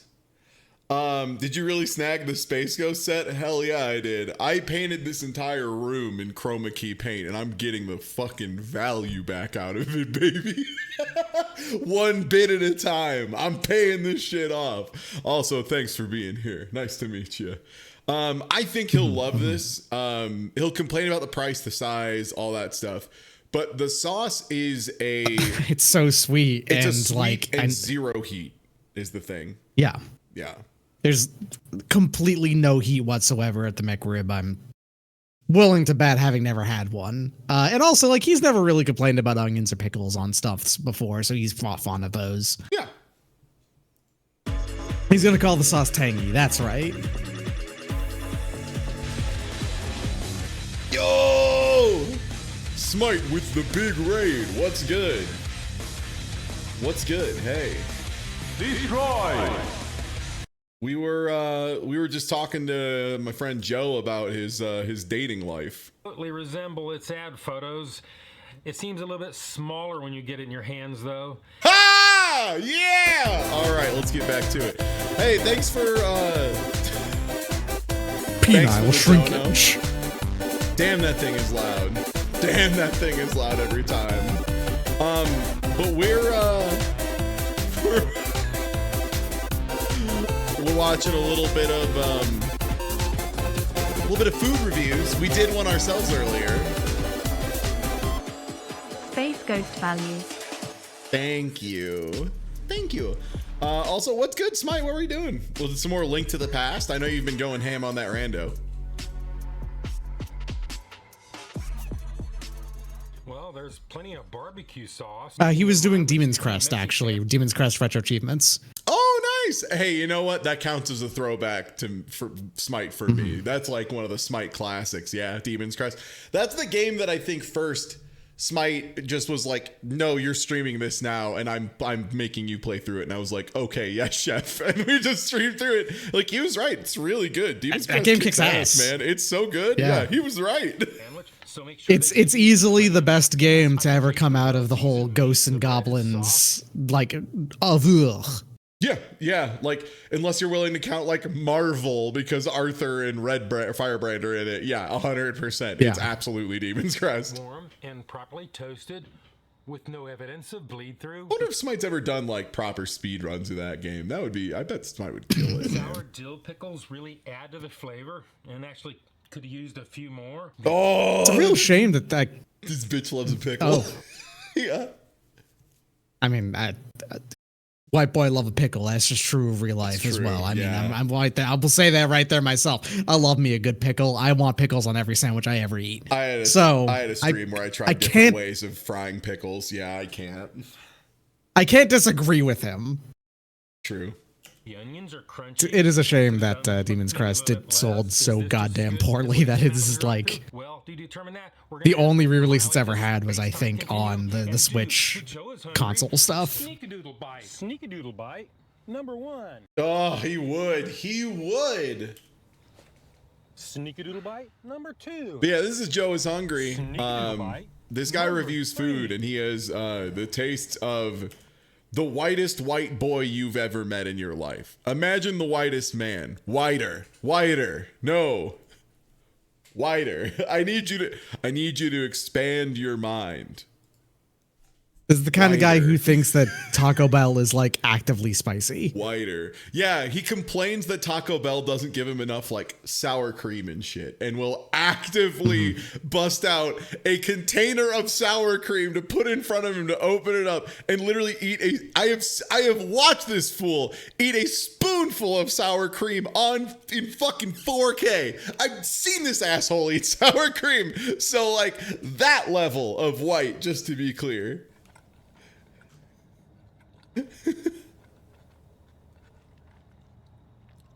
The kind of man who doesn't understand why spicy salsa Seems exists. a little smaller Yeah. than I would think it would be. So let's move on with this video. After I did a mind meld with Shadow Joe, we reached McRib's Cemetery. Shadow Joe? I'm sorry, you did Do what? we have you did a mind meld with Shadow Joe? Do you have an evil Joe out there somewhere? Did this motherfucker you start have- playing Persona? What is this? Did this Joe embrace the Satsui no Hado? What's going on? I was assuming he means like shadow clones. Like he did a little Naruto Believe It, split into 2 Joes. One went out and got McDonald's. I would feel an outrageous, like, secondhand embarrassment, and I don't know why, if Joe is Hungry had ever watched Naruto. Like, I would feel uncomfortable for that, like, existing, and there's no reason for that to be the case. So let's move on with this video. After I did a mind meld with Shadow Joe, we reached McRib's Cemetery and determined if you're safe to take these home, as these are just... Wait. What is this sentence? Am I having a psychic break? Like, what is... I would think it would be. Okay. So let's move on with this video. After I did a mind meld with Shadow Joe, we reached McRib's Cemetery and determined if you're safe. McRib Symmetry. Okay. I assumed it meant cemetery, which would be unbelievably confusing. Take these home, as these are just as good straight out of the window as they are when you get them all the way home. So now it's time to give this thing a score. If you don't know my scale is 1 to 10, 9 being the best. Anything above 9 say once in a lifetime experience and almost never achieved. 5 and down is it all too familiar, slippery slope to the pits and depths of fast food hell. So let's go ahead and give this the number that it truly deserves. All right, so where do we think he's gonna land at? Because we're not betting on him anymore. But like, where do Yeah, we think this people is gonna do. end up being? I'm gonna say, I feel like he gonna likes hit this. with like an 8-2, or no, because he doesn't really do 8s unless it's really good now. Like 7-8, I think 7.8. He definitely likes this. Not So that great like, of a yeah, I value am at thinking 80 that this is like cents. a 7.8. But Yeah, that's why it can't be. you like above always an 8. find Could something. use maybe a few more pickles. And I just wonder whether these things have shrunk a little bit over the years in order. Yeah, they have. It's known. It's a studied phenomenon. There's a term for it, shrinkflation, where instead of raising the price of an object, which makes old people like you have a fucking panic attack every time it happens. Not even a joke. It has been studied, and raising the price by like 5% makes these motherfuckers flip out more than reducing the size of the object by 20%. For what it's worth, they kind of do both. In the year that too. 2023, they're doing both, and that's a big problem. Yeah, now they're doing both and trying to get away with it, which is wild. Like, I get food costs more, but man, at some point, just like kill your CEOs and then, put that into the food. A big part of it is that, yeah, there's some level of it being a shipping problem, the wars going on that are interfering with like grain exportation, all of that. But a large amount of it is artificial. A large amount of the food price increase stuff is straight up. They're just charging more for no particular reason. They're taking advantage of it for geometric growth. Yeah. Yeah. To make ends meet. Don't know, because I never really had them in the beginning. And it is kind of suspicious that you Please are tell almost me an that's a ounce jug under of your chocolate Wikipedia milk. weight. You mean this? But This is I like the This is a mango iced tea with a little bit of orange electrolytes and creatine in it. flavor. That's all. So today, I'm gonna have to go 6.1. That is my number. 6.1. And hopefully Wow. I will see you Joe. in the next video. God, Joe is. I forgot he was so mad because it didn't match the fucking fake Wikipedia thing he looked up. Just the worst. All right. There's a non-zero chance that some of that's gonna get reversed because eggs fucked it up so bad. There's a very large lawsuit against them at the moment that is probably going to lead to some stuff. Oh no shit! Because the egg lobby was like jacking up egg prices in such an absolutely outrageous For no way. reason. Yeah. For fundamentally no reason. The bird flu stuff that was that was allegedly supposed to be affecting chickens and whatnot that would be reducing their output had next to no to almost no effect on egg production. They used it purely as an excuse to raise the price by like fourfold. And there is an actual very high profile lawsuit against them specifically that may end up leading to some level of regulation on the increase of food prices in the future if things go well. Yeah.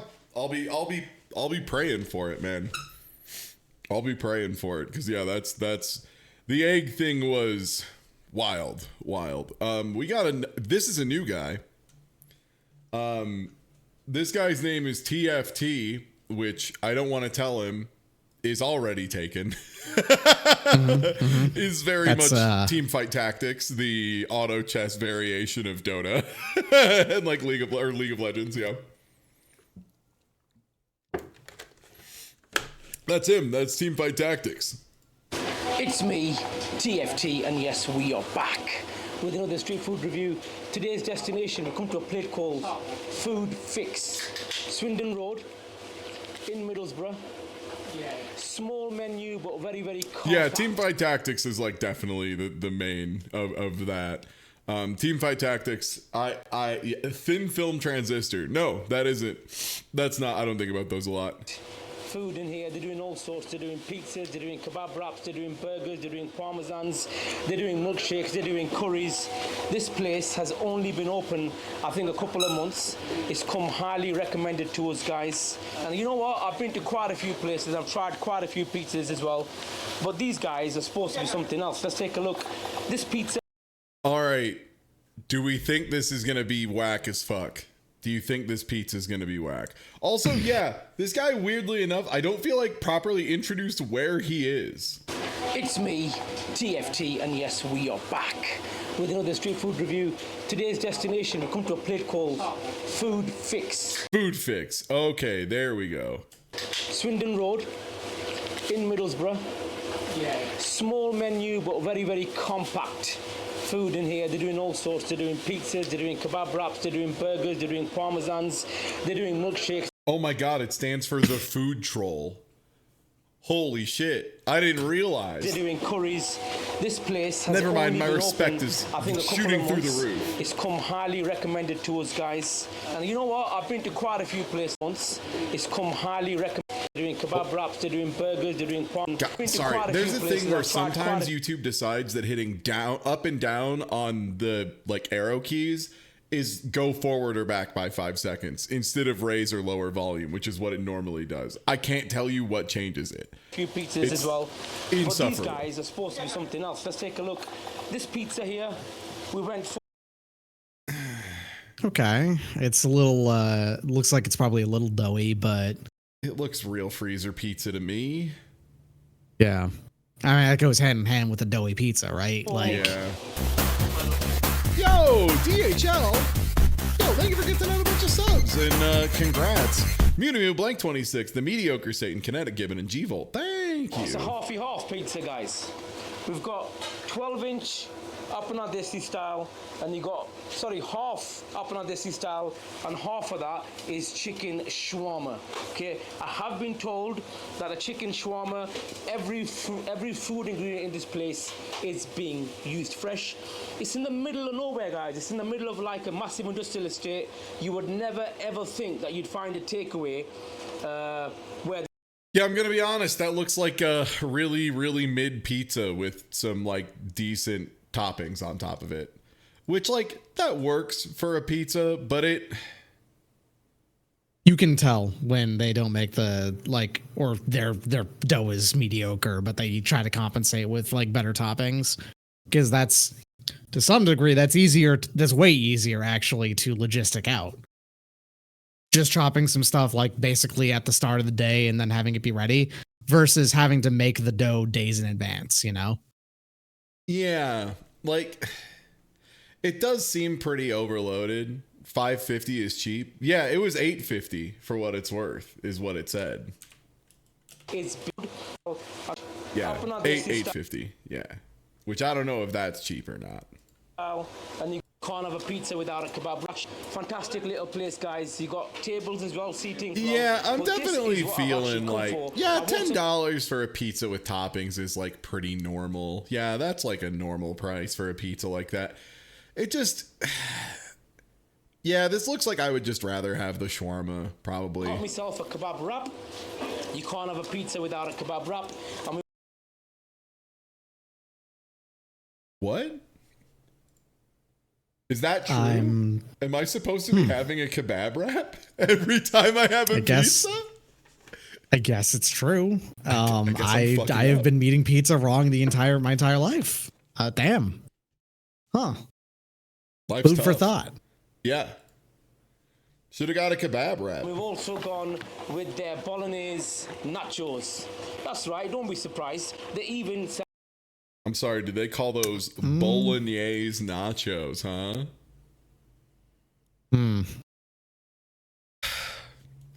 I mean, it's a decent amount of meat coverage for the small amount of nacho, but Yeah. like, it looks pretty fucking dry, that meat. And those look like pickled jalapenos that just weren't like fully pickled. I don't know.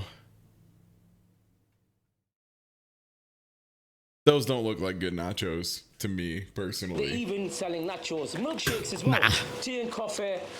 It's like a little grocery shop. That's bad. I just want to be clear. That's bad. You don't want that. You don't want a restaurant that sells everything Unless- ever. Unless it's the Cheesecake Factory or the Rainforest Cafe in Galveston, Texas. Or it's a Dominican restaurant in the middle of a Dominican market as well. Yeah, because they have access to all that stuff fresh. Yeah, 100%.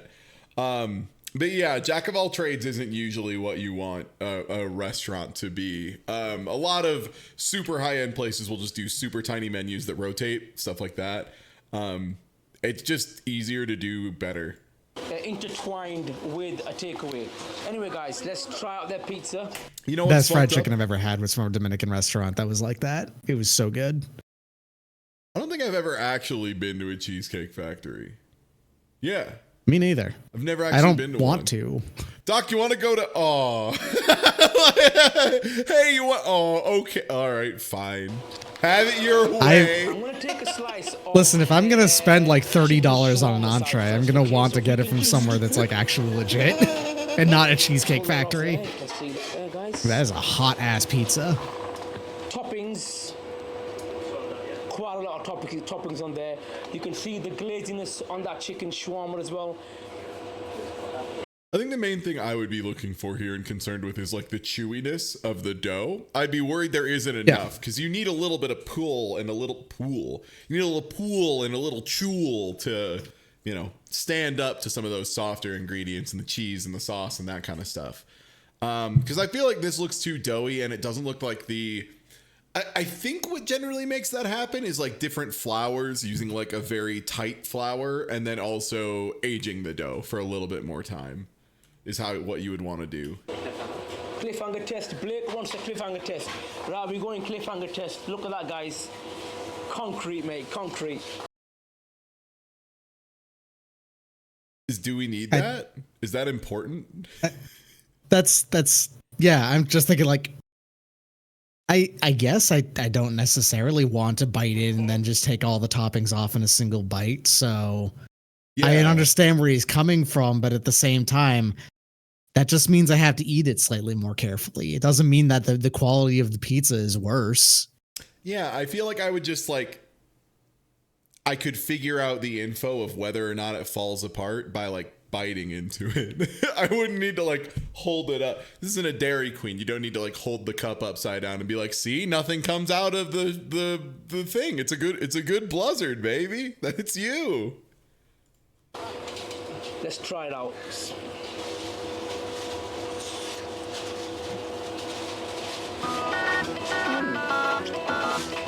Yo, Water Fiend. Тилатярия урта упца боутенрис kitchen I if you have wish not in seen to Henry's see Kitchen. Also bonus bitsman. I'm not familiar. Pizza kind of vibes. And yo, thank Nice you. service. And yeah, thank you for the bonus bits, which, hey, if you cheer 300 bits or more, Twitch will throw on a couple bonus bits. I'll be doing I guess I should advertise this now. Hey, next week we'll be doing another one of those if I laugh, I have to donate sub streams. Those are really fun. It's been a while since we've done them. But now that we're here, we're settled in, I feel like it would be a good time to do one again. So get your stuff ready. We'll be doing just a minimum 300 bits to submit stuff because that's the line where Twitch also has to give me money. And I figure, fuck it, let's ball. Let's just take advantage of this as hard as we can. Yeah, let's just go ham on that extra bit. This is a great time to do it. So yeah, get those ready. I'm going to set up like a full 8-hour window to just sit here and try really hard to not break out laughing at well, universally are like really funny videos. Y'all get my ass real bad. Universally, my ass has gotten on those streams. How much is a bit worth to the streamer? They are directly 1-to-1, so 1 bit is 1 cent delivered to us. You pay all of the extra fees before that conversion on your end. Too much tomato as well, because sometimes Yeah.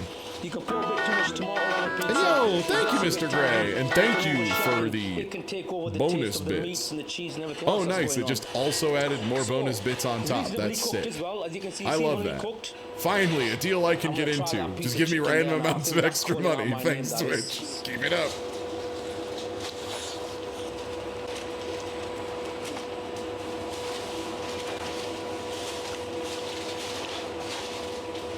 That chicken shawarma is proper juicy. Even though it's been made on top of that pizza, sometimes when you put that pizza through the oven, the meats can get a bit dry. But that chicken shawarma is maintaining its juicy. I mean, that seems mostly because they like put a ton of cheese on it all over. I don't know. Like, I missed who said it. Yo, great Saxonman, thanks for the resub. But I would agree, this seems like the exact level of mid that would work really well in a place with a very walkable bar scene where you'll have a lot of drunk people walking around like mid to late day who just want a pizza with a bunch of shit on it. That's pretty good at a reasonable price. Yeah. These tender succulents as well. Let's take a bite of the crust. Thank you for the beats, King Green Bean.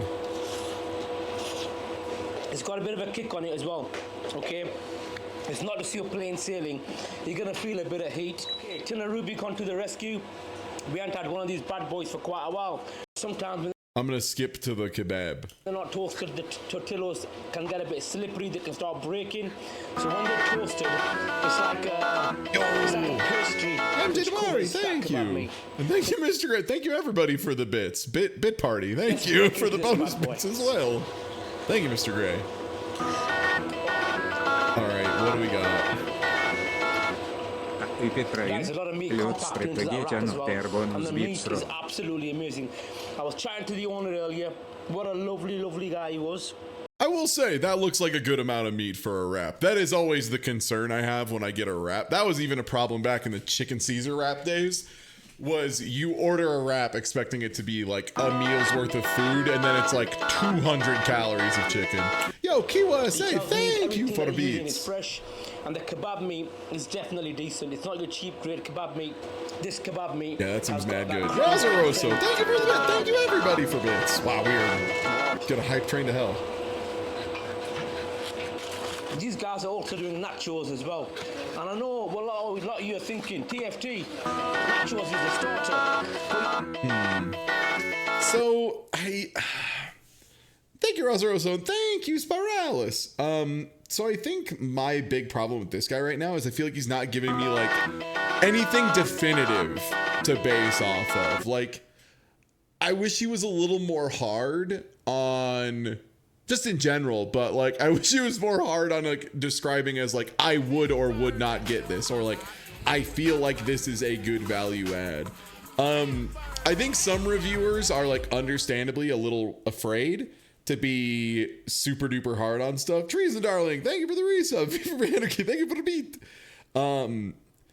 But the thing is, I think people are like a little afraid to like go hard and say like this is good, this isn't good, because they get so in their head about like, well, other people have different experiences, which like, yeah, they do. And if somebody comes and complains about like, well, this isn't what I personally experience, you go, yeah, dipshit, it's a food review. The only lens I have available is mine. And it's one thing to like couch your statements and be like, I understand why someone else would like this, but it's still important to be willing to say, but this isn't for me, and through my lens, I don't like this, which is fine. And if anybody has a problem with that, that's a them issue, frankly. Like that's on them. But you know what? When there's a pizza and a kebab involved, pizza and kebabs always get the nod of approval before nachos. Try these out. Ooh, this looks bad. Sure does. That just looks like also, a what are you doing eating meat and cheese with like a little jalapeno? Yo, Q3 looking for bits. Why did you use that instead of, the chip? The chip? It's nachos. The fork is for cleanup. A bit like the nachos you're gonna get when you go to the cinema with your kids or your loved ones. Nice crispy tortillo, a really strong flavor. I'm sorry. Tortillo? I'm gonna need to hear that shit again. I'm gonna need to hear Tortillo again. Or your loved ones. Nice crispy tortillo. Tortillo?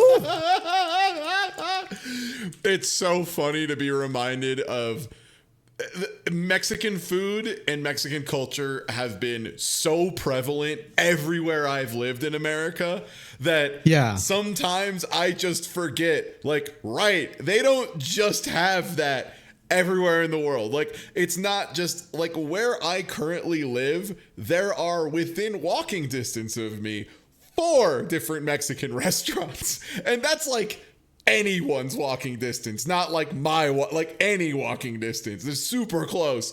And that was the same thing when I lived in Warsaw, Indiana. Back when I think Lowell was like the whitest place I lived. And even there were like 2. There was still Mi Ranchito at the very least. Yeah. So the idea of like not being just always around Mexican food is like very strange to me, to the point of calling it a tortillo. A really strong flavor of that bolognese, and that bolognese has got a bit of a kick on it. There's a strong flavor, a bit of a kick. This guy has one of the classic problems that I hate, which is just not describing things adequately, like up to my expectations at least. You know what, guys? I didn't even try out that garlic sauce. Because do you mean a kick as in like the vinegar of the pickled jalapenos? Do you mean there's a lot of spice, like a capsaicin heat? Do you mean there's a lot of pungency in a flavor or a smell? Like, saying there's a lot of flavor doesn't do anything for me. Is it tangy? What elements are playing out the most? You know what's in it. Tell me what's standing out to you. Bottle of garlic sauce here. These young lads have managed to get hold of a bottle of garlic sauce. It's what I like about. Oh, tortilla's funny. Help yourself. Tortillo, garlic, help yourself crazy. sauces. that goes hard. Pretty big size as well. A lot of places you go to nowadays, you're gonna get half of that. Yo, look at the meat's eating. Tub of garlic. They do quite a few different sauces. Let's try. The out taste their is garlic what's sauce. standing out. I'm gonna yell. What are you saying, lads? Any good? Nice. What you do get here, you get a lot of mechanics. Okay. Is this me being picky? I feel like you shouldn't have to put sauce on top of a pizza. Is this a Ty being picky moment, or is that like weird? I can see putting things that aren't sauces on top of a pizza. I mean, I'm not gonna turn my nose up at the red pepper flakes on a pizza. Yeah, I guess that's a pretty good. I guess if it's hot sauce, I would be fine with it. I think is the big thing. Like like Parmesan 100%. That's not what I'm asking, Chad. I'm not asking would you put grated Parmesan. I'm asking very specifically. I guess let me be more specific. A white sauce, like a creamy white sauce, not like a little bit like a thin hot sauce. That's where it's weird. I think that's where it gets weird to me, because it's like obviously like a thin hot sauce with like a very like a bite and a bit of heat to it, where it's a very small amount and a lot of flavor, 100%. But like a white sauce on a red sauce pizza, I just feel like it's weird. There's a lot of car garages around here. So like I wouldn't hate it. Yeah, like a little ranch on pizza. That also feels like something that like at most is like a light dip, as opposed to I would not use a bottle of ranch sauce and put the ranch over the pizza. They had a hard morning and they fancy a bit of scran at dinner time. They can come and get a pizza. They can come and get a kebab. They can get a curry. I think it's just the way they're deploying it in bottles really bugs me. Not a lot of places can do that, sir. You have no idea how many Indian restaurants are also pizza restaurants up here. Gives me that Papa Pizza vibe. You can get that curry or pizza all over the place around here. Yeah, the hardest part about making good pizza is having an oven that's fucking a gorillion degrees. And hey, good news. Do you know what a lot of Indian kitchens have? A fucking oven that gets to like a gorillion degrees and does it reliably for long periods of time. And they're using it already to cook other stuff. So like it's already fired. They don't need to, go in and put more stuff. Pizza. I keep thinking about Papa Pizza. Tandoori. I just met her. Amazing, nice fresh dough. Good toppings on them as well, guys. What's tandoori with you? Very reasonably priced. Quick rundown. I love before we teamwork. move on to a score. Fantastic too as well. How about the great sides of that pizza were banging. The chicken shawarma impressive. Yeah, I feel like this guy was like pretty mid. Like his review, it was a mid guy reviewing mid food, I think. Is how I feel about this. Now let's take a quick. All right, there are two that I'm gonna let Doc choose between. On this revisit to my, who is like. Ooh, I like this guy. Same. I like this guy. I think he brings a really fun energy. He's really explosive. He loves what he does. Okay. So we have either authentic Greek food here in a London market, or have Coleman Seafood Temple just set the new standard. They seem to really like both of these. So here's the thing. I'm curious about the authentic Greek food one, because when they say authentic Greek food, do they mean authentic Greek restaurant food or actual authentic Greek food? Because those are two different things. They're like close enough to Greece that they might mean the real thing. Okay, yeah, I'm into it. I like that reasoning. Is it that British bearded guy that loved American pizza? The one who ate New York pizza and like almost nut on the spot was like, I get it. This is great, man. Holy shit. Yeah, it's that guy. I love this dude. Yeah, 100%. This is Food Review Club. And yeah, this guy is one of my favorite reviewers. Brings a great energy to everything. Kind of has the energy of when you watch a video of like English kids or like an English person like trying something really flavorful for the first time. I was watching Blair Donna and she mentioned one. It was like it wasn't curry. What was it? I'm totally spacing on it, but there was a guy who just like was getting turnt on spicy food and popping off. And I really love, the butter chicken guy. Thank you. Yeah, it was this British guy getting fucking lit up on butter chicken and being like, I can't believe something can taste this good. This is unbelievable. There's also I've never tasted something this good in my life. Yeah. And one of my other favorite ones was, it was a video of like letting English school children try like American food for the first time. And one of them, there was just a kid who just like picked up a Popeyes like chicken sandwich or like something along those lines, bit into it and just like started like passively weeping a little bit. Was just like, I'm sorry, I didn't know food could taste like this. It's just, and welcome back to Food it's like Review that Club, energy with your one-stop shop experience. for all of the best foodie content you can ever wish for. It's a big intro, isn't it? It is. You join us today on our foodie quest with Uber Eats. We're back. We're in Tooting, High Street, Broadway, Market. Apparently up here is a great spot called Pythagoras. Let's go find out. Never been there. Ooh, this place already looks good, man. Mad place. Weird underground tunnel places. Oh man, if you find a good one there, that's like the place we got the lobster bisque in Seattle. You mean Lowell's? Yeah, Lowell's. Yeah, Lowell's. You know, because we haven't talked about Lowell enough tonight. Yeah, the weird, not Lowell, Massachusetts, not Lowell, Indiana. No. We mean Lowell's in Seattle in the Pike Place. Ketchup, the restaurant. one mild and one spicy, based on your glowing review of it. Yo. Wish me luck. I hope you enjoy it. Yeah, it's nice. It's just like a nice, solid thing to put on, especially if you get like some like bratwurst or whatever, a little curry ketchup on that. Oh man. This is what it's all about, though, right? There's a reason Germany just went fucking apeshit for him. Currywursts are good. Oh, thank you. What?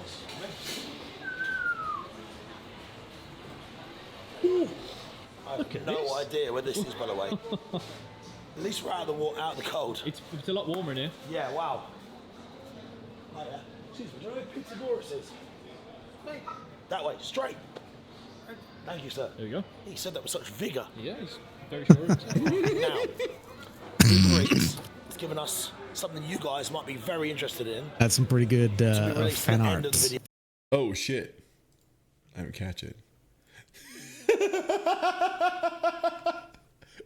Good. I'm glad it's Wagner time as well. Thank you, the machine. If you're new here, by the way, give us a thumbs up, subscribe, like, do your thing.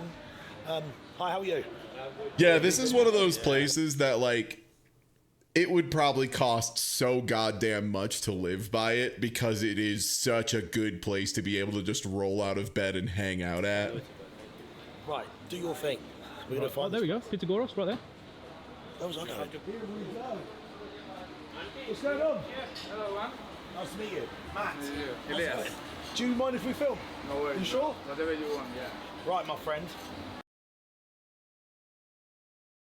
God, just the difference, right? The difference of walking up and immediately being like, hey, you're cool that I'm filming, yeah? And then getting a yes and being like, all right, sick. Which 100%, man. That's just the right way to do it, is just walk up and be like, hey, are you cool with this? And then if they say no, you turn the cameras off, you get some food, and then you remove the part where you asked from the video entirely, and then you just eat the food somewhere else, review it, and just don't mention that they didn't want you to film. Because, like, who fucking cares? Like, people care mostly about the food, especially for somewhere like this where it's not like a big sit-down experience or whatever.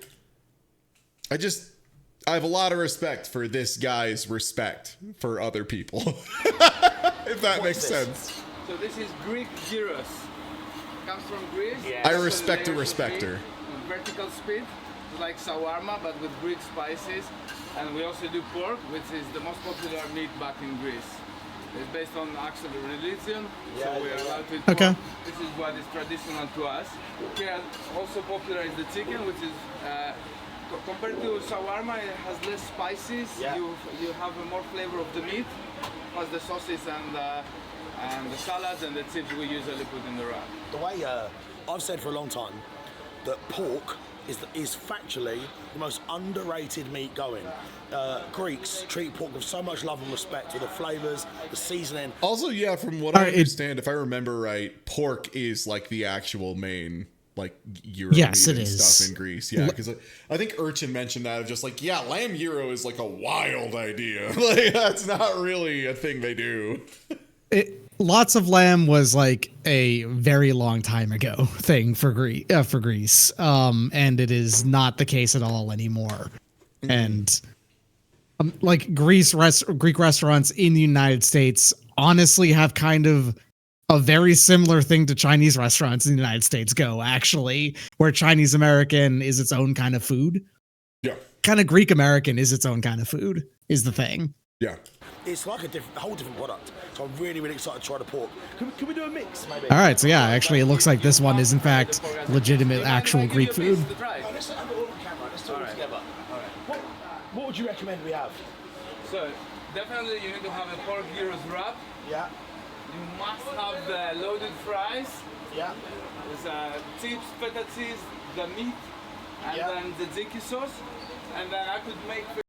I don't know what the right way to apply feta cheese to French fries is, but I bet this guy does, and I would be willing to let him try. That's like, I mean, just little crumbles on the fries sounds pretty fucking good. Yeah, exactly. Like I love feta cheese. I love French fries, as has been displayed this very stream. Yeah, it sounds good. How does it? Yeah, I guess you can like poutine it up. For you, a mixed gyros platter where you get both of the meats with the salad, the chips, the bread, the sausage. What if you get a pork and a chicken gyros, two of them, one and one, and the loaded fries. That sounds good. So, because you eat one, I'll eat one, and the chips. Yeah. That sounds good to me, my friend. The real benefit of having a cameraman, you have someone to share the meal with. That's orange. Greek orange. Is that Greek? Yeah, it's like Fanta but Greek. Fanta but Greek? Yes. One orange, one lemon? Yeah, one orange, one lemon, please. It's always that line. Okay, this is one of those that I feel embarrassed how excited I get about imported soda. I feel like, is that an American thing? Is that like Americans in particular tend to pop off more for soda? I mean, he's doing it right now, so probably not. We do drink a... Oh?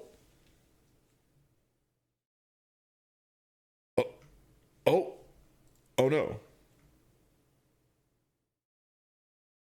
Is that Discord issues? Am I still live on stream? Discord's having rolling outages. Oh, okay. No. That sucks, and I'll miss my friend Doc. That being said, I was way more worried that the internet of the house I just moved into was fucking up. Between the two evils, way less evil. All right, sick. There's no alcohol for you. No alcohol. We'll keep going through this. Oh. Have a seat and I'll bring everything on the table. I'm excited. So is this your first location? Yeah, we opened here 2 years ago. Now we have another one in Hackney Week, East London. Oh, wow. And we hope to open... Ooh, okay, chat, the secret is, and I don't know if other people are aware of this, the best time, the absolute best time, in my opinion, for a restaurant in the first 10 to 15 years of operation is the first time they get ready to open a second location. Because that is when the original creator and all of the original workers that have made it have so much success that they're going to open a new location sit down and do the labor and review everything and get everything locked in, get everything perfected. They get their technique sharp as hell because they need to be able to transfer it over to the new location. So you have a lot of people discussing things, thinking about things a lot, thinking about the cooking, thinking about the logistics of how they get food, all that stuff.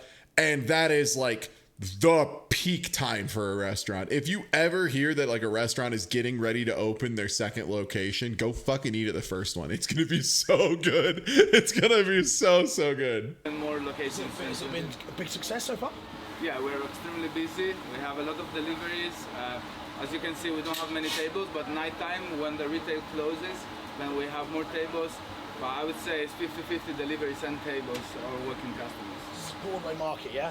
Broadway Market, including Broadway, yeah. So, what I will say, this Broadway Market in here has got lots of traders just like this one, and it looks like the origin, like the birth point of these great businesses. Like, do not underestimate these places in these little markets like this. This is the fledgling stages of epic food, and quite often. And like this kind of restaurant is actually why I get so frustrated with ghost kitchens in particular, is like, it's so hard to find a place like this that's real and know it's real if you haven't already been there. If you're looking up like a ton of like restaurants and you're trying to look through a list on DoorDash and it's just like, a place called fucking Jamaican Me Crazy, Teriyaki on the Ritz, fucking Sub Louie's, all these fucking ghost kitchens and all these places like, Wing City or whatever, where it turns out that's actually just Buca de Beppo's, but they just relist all of the chicken wings as a separate restaurant. So ghost kitchen, there are two different meanings for ghost kitchen, because someone asked in chat, what's a ghost kitchen? There's two primary forms that ghost kitchens take right now. So the first one and the initial one, and the one that's like really messed up, is a ghost kitchen where it was one location with a bunch of like Gordon Food Services quality, pre-made, like frozen or ready to microwave, just ready to be prepared very quickly meals of a bunch of different varieties, a bunch of different, genres of restaurant, as it were. So you have, frozen Indian meals, you have frozen Italian meals, you have frozen American diner meals, you have all this stuff just all ready. And whenever an order comes in, you have your team member go in there, pull out the correct box, put it in the correct warmer for an amount of time. Then you bring it out to a door up front that literally has like a lock on the front and a lock behind it. So you like open up the kitchen door, put the food in, close it. And then when the delivery driver shows up, they like get a thing on their phone that tells them which door to go to. It opens up, they pull it out, and then they drive it there. So they operate out of one very small location that maybe has like a couple of ovens or something, like, basically zero equipment required.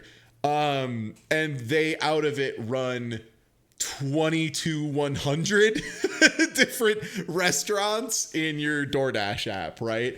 So they totally clog that shit up. And that was the initial ghost kitchen. And that's like kind of like what Mr. Beast Burger was as well, basically. Then the new ones we're dealing with, and this started a little bit after those, and it's only gotten worse and worse and worse and more prevalent, was restaurants relisting themselves as another location and just selling the same food through a fake front. So like the really famous one up front was Chuck E. Cheese. Not a lot of people, not a lot of adults in particular, are going to order delivery Chuck E. Cheese. So instead, they listed themselves as a Pasquale's a pizza. So you could order from a Pasquale. You could enjoy a little of the Pasquale pizza. And you order Pasquale's, and what you don't realize is you're getting delivered fucking Charles Entertainment Cheese's pizza. So those got really, really big, and those popped off tremendously too. So like, if you ever are ordering from a new restaurant on DoorDash, like, do yourself a favor and just look it up and see if there is a real location that is a fucking restaurant. Or if it's just like a random warehouse building. And then if it is, probably don't order from there.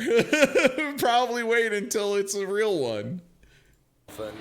This is where it really matters. This is where it really counts. This is what real people are eating on their day-to-day business. That too, it's also a way to rig up evening price hikes for food on apps. 100%. Yeah, they want to raise prices later in the day, so that's part of the way they do it. They're not going to get a meal deal. Come in here and grab some real food that's priced perfectly. I'm so excited for this. And if you want to get it home, remember Uber Eats, and we've got a little gift for you at the end of this content. Stay tuned. TJI Fries does... Is there an I? Is it K-U-M? It has to be K-U-M-I, right? It has to be Kumi. Like, there's no way they named their sushi ghost kitchen Cummy. There's no way TGI Fridays will serve you a Cummy fish. No chance. Right, no shot. Share this with far and wide because no shot. These are special places. I don't want that Cummy sushi. You can't pay me enough, brother. What actually bacon is. Yeah. That's what the flavor is, though, right? Exactly. It's full of fat, but because it's thin sliced, you can really taste the fat like a jelly. It disappeared, it melts, it's in between the layers. You see the color? Crisp and ready to cut. He's right, though. That is a beautiful striation of fats. Jesus. Just looks great.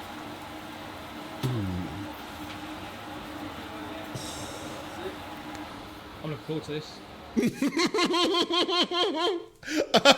I'm so glad that like me and this fella are having like the exact same fucking face and moment at the same time. Like, have you ever been in an emotional state where all you can really think of, like, truly, this is just a moment of just let me get lined up right.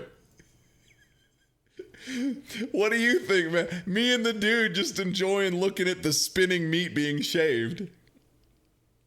How can you not? It looks so good. It looks so... In his defense, it looks so good. This is the real deal, bro. This is the real deal. It is the real deal, bro. It looks so good. Pork or chicken? Both. Yeah. Pork is my favourite, I think. When I was over there last time, we had like a... Oh, our DM's up? It's like a pork tomahawk. So you had the chop at one end, the belly up the bone. Honestly, it's like you just don't get that here in England. It's just not the same. It's not treated or respected the same. All right. Or seasoned or cooked the same. I have clicked the start call button 4 If times. there's anything to go by, we're in for a I'll treat. just let that rock. Yeah, DM seem to be up. Yo! We're in. We're in. Okay, so it's just servers that are going down at the moment. That's actually useful information. It means we ain't fucked. Yeah, we can still do the thing we were gonna do after this. Thank God. Yeah. You don't really taste the skin, but the flavor is there. You don't really taste the skin. Yeah, I know what you mean. It's everything, yeah. It's a full dinner. That nice crispy bread, loads of sauce, salad, chips, the meat, seasoned it up, look. The meat. So basically the reason why we put chips is because Greeks went in the US as immigrants in 1920, and then until nearly the 80s, 90s, we only had the wrap with the meat, the sauce, and the salad. But when they came back, they also brought what America loves, chips. Instead of putting it on the side like they do in burgers, we put it inside. So in one bite, That's new then. Exactly. Very new. I like that. That's cool. Because you put it in, you have the perfect bite. That's cool. Me, when I'm just so excited for a piece of food that my brain's not like all my brain is managing to process is all the words this man said sound positive. I can no longer rotate the apple of flavor in my mind. I have lost track. There's too many words. I simply can't keep up. I apologize. And so I just grin and say, that's cool. On every bite. That's the pork. That thing is stuffed, man. That thing looks fucking chunky in a good way. I mean, and Look at that fucking thing. Because that's the beauty of a gyro, right? Is they're usually already Yeah. pretty stuffed to the gills, and now they're putting some French fries in them bad boys, and French fry is like one of the cheapest fillers for a sandwich. So like, fuck me, I'd go to town on that thing, dude. It's got some girth in it. I would eat that. Give me a pork one of them, and I'm sitting pretty. Yeah. It just looks magnificent. Are you feeling hungry? I am now. Oh, yo, was The there art? difference with the chicken and the pork is that in the chicken we put also lettuce, and we swap from the chicken, the garlic sauce to the Try mustard. that 20,000 gold roast, Yeah, baby. so it's no garlic inside, and then it's fresh from the salad. Flavor. Different flavors, yeah. Well, like a decade ago, they used to put the same on everything, but then because people start asking about lettuce on the chicken, then they switched on doing that. So you have chicken gyros wrap. Thank you so much. You're very welcome. And there you have it. There you have it. Look. It's a slightly different sauces and it's got lettuce in it, but this is the chicken. Look at the caramelisation on that chicken as well. It's pretty dark. I feel like licking it. Like actually just licking it before I actually eat it.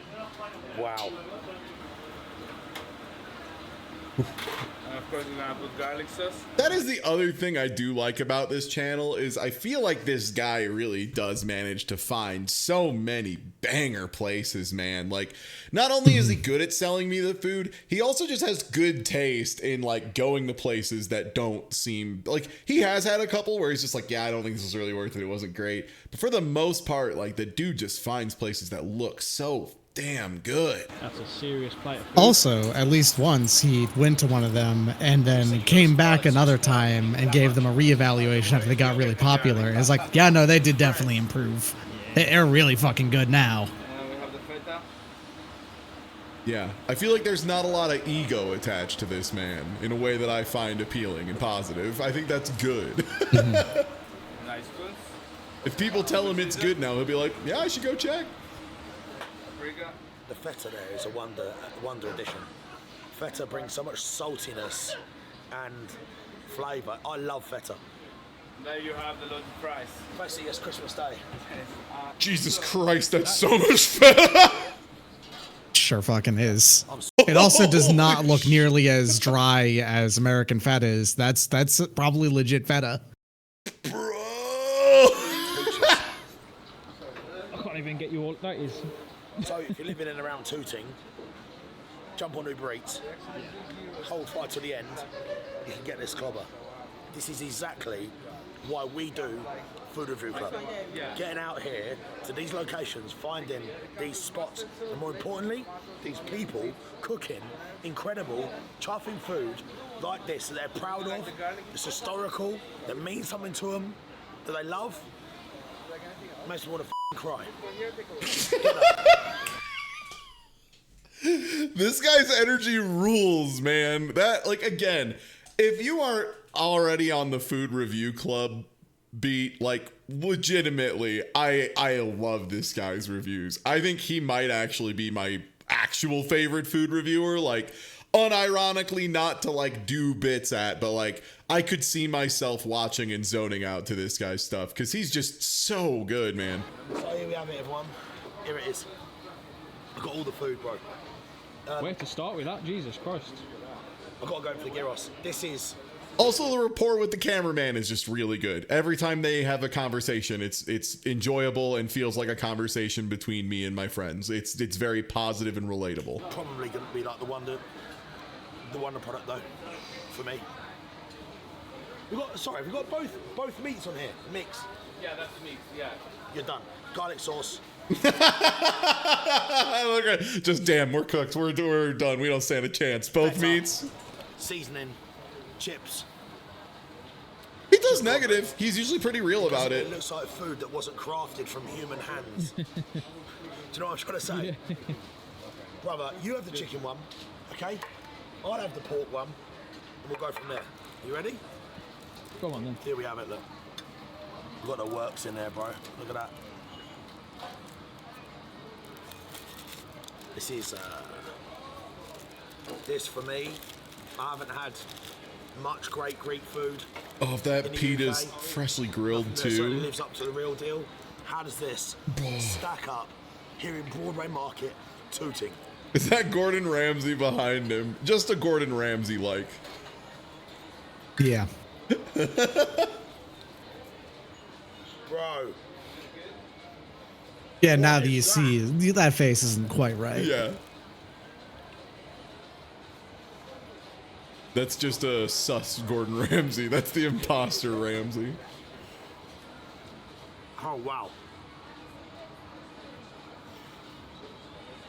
The tzatziki in here is sensational. We've got yogurt, cucumber, olive oil, garlic. It's so fresh. Like, I'm talking uplifting fresh. And then you've got that dense, crispy, gnarly pork Oh my god. on top with that sauce, with the salad. Look at this. Come on, look at this. Let's get messy together, shall we? Oh, come on. Got that seasoning. And again, like, I feel like when a lot of food reviewers do the like showing the insides of stuff, they like lift it up and like shove it in your face in a weird way, and they just kind of do it without telling you. This guy's just like, hold on, we're gonna get a little messy. Get in here. I'm gonna show you the insides, which like that's fine. Also, this is a food where I feel like that makes sense because it's not one big item. Only the pita is one big item. The rest of it, you can disassemble the ingredients and they still look okay. The yogurt, like,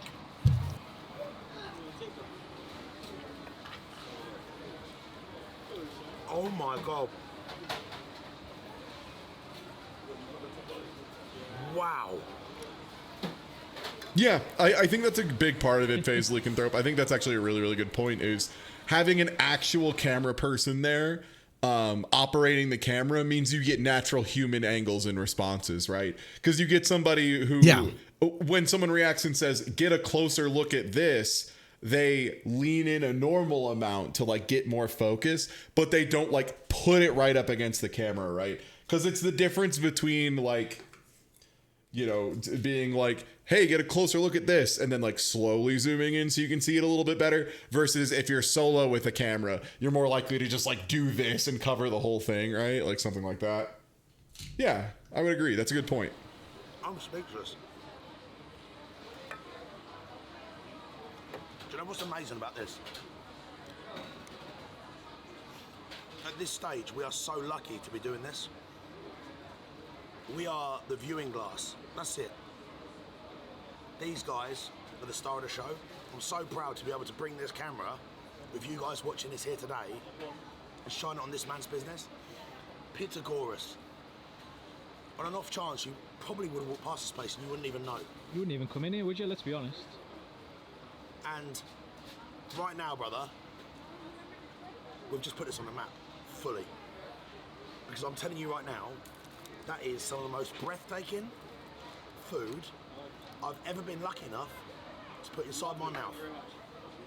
That pork is absolutely stunning. I think the thing too is like all of his positivity feels very genuine. And like, I'm not, I think it's just because it is, right? Like, it's one of those, I can try and sit here and analyze, why does this guy come off as so genuine all day? But like, the reality is, it's probably just because he is. The reality, because he means it. That man's talented. And I'm proud to be here. I mean that with every ounce of my being right now. So I'll get the chicken from this one. Bit of feta. That's Yeah, you salty compare feta. this to like some of the guys, like God, what's his name, Ian something, but the peep this out guy, I think it is, who like feels like we'll just watch one of those to finish up, and that'll be a good way to get the comparison out around. How much is this? I haven't even paid yet. How much is this mixed loaded fries? Oh, perfect. 1 day ago. £10. Yeah. 10.95. £10.95. Up the chicken. The AI smooth face man. You know the one. Oh. I'm so glad we're here, mate. It's a cool place, isn't it? The whole vibe of this place is wicked. Wait, did he say that was £10 for all of that? No way. For an entree that size? Fuck me, that's good. Yeah, this is Food Review Club. Yeah, this channel rips. Oh.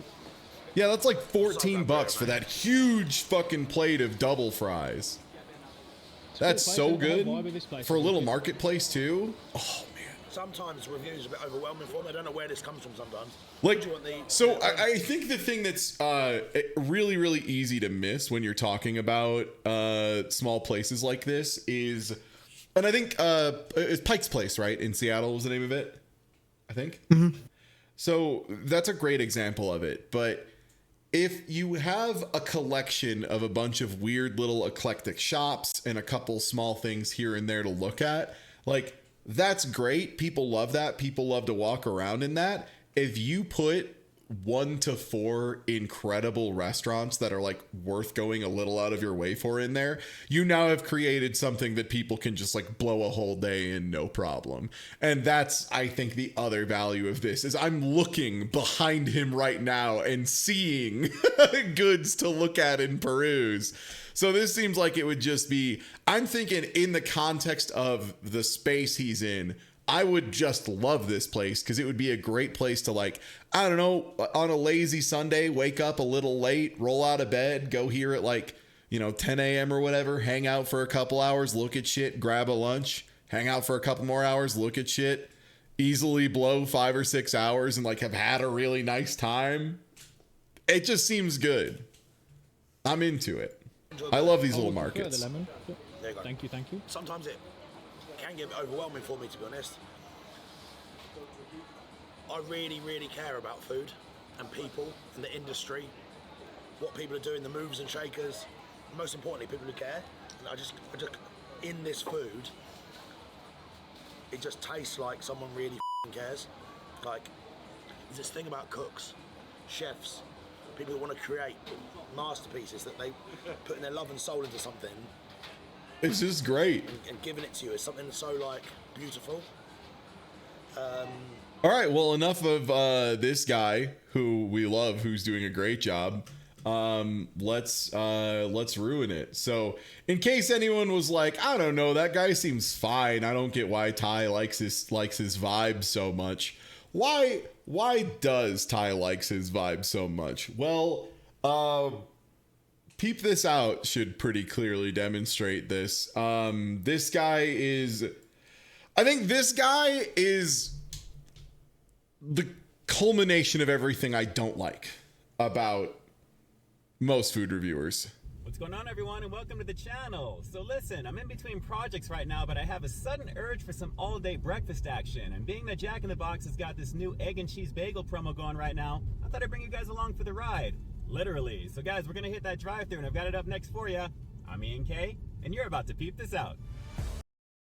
It just feels like so rehearsed, right? Like way too rehearsed. Welcome to Peep This Out Reviews with Ian K. This guy feels like an AI voice. Rude, but correct, yeah. Hey, how you doing today? Good, pretty good. So, everybody, I need you to be aware of my favorite terrible, obnoxious, weird YouTube guy habit that this motherfucker has. Before he orders the food at the drive-thru, every time after the person has talked to him, he will feel the need to say "peep this out" at some point to the person working in the drive-thru. Really weird and bad to do. Say it beforehand, man. Like, say it on the drive up. Don't force them to engage with this. I get the 2 egg and cheese bagel sandwiches for $4.50. Yeah, wait for it. Hey, how you doing today? Good, pretty good. Peep this out. I wanted to get the 2 egg and cheese bagel. Like, the reason it's so funny to me is he's clearly ashamed of it. Like, it wouldn't be funny to me if he wasn't, like, so clearly ashamed of it. He's like, he knows it's weird. Bagel sandwiches for $4.50, please, and that's it? Yeah, hi, point out how clearly artificial the words "peep this out" actually ends up being, because it's a mix of "check this out" and "peep this," right? Like, it's a deliberate mix of the two. Yeah. me getting ready to No order. one says peep this out. Me getting ready to order at McDonald's. Yeah, sir. What would you like today? Yeah. I'd Thai Tuesday. Can I get a number 3? Can I get a number? Oh my god, I'm so hungry. I'm hungry. Get that Jack in the Box. I'm hungry.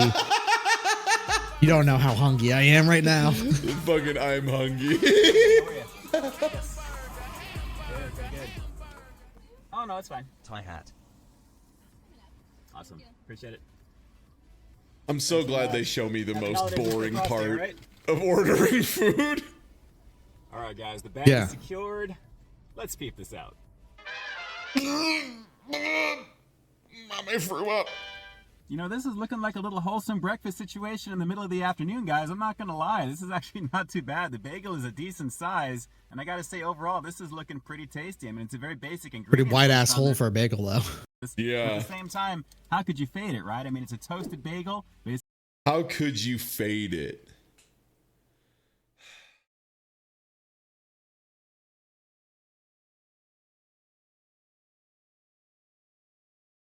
Guy should just like talk like a marketing manager or whatever his job is. I think that's the problem.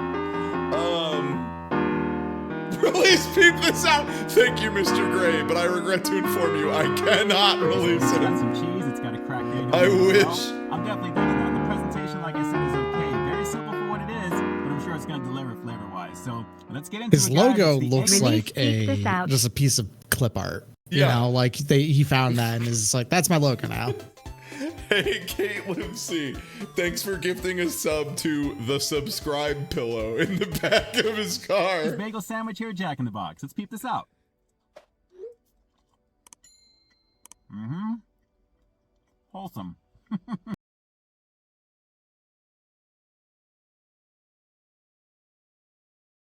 Like the actual fucking guy that the fucking Continental Key and Peele sketch is based off of.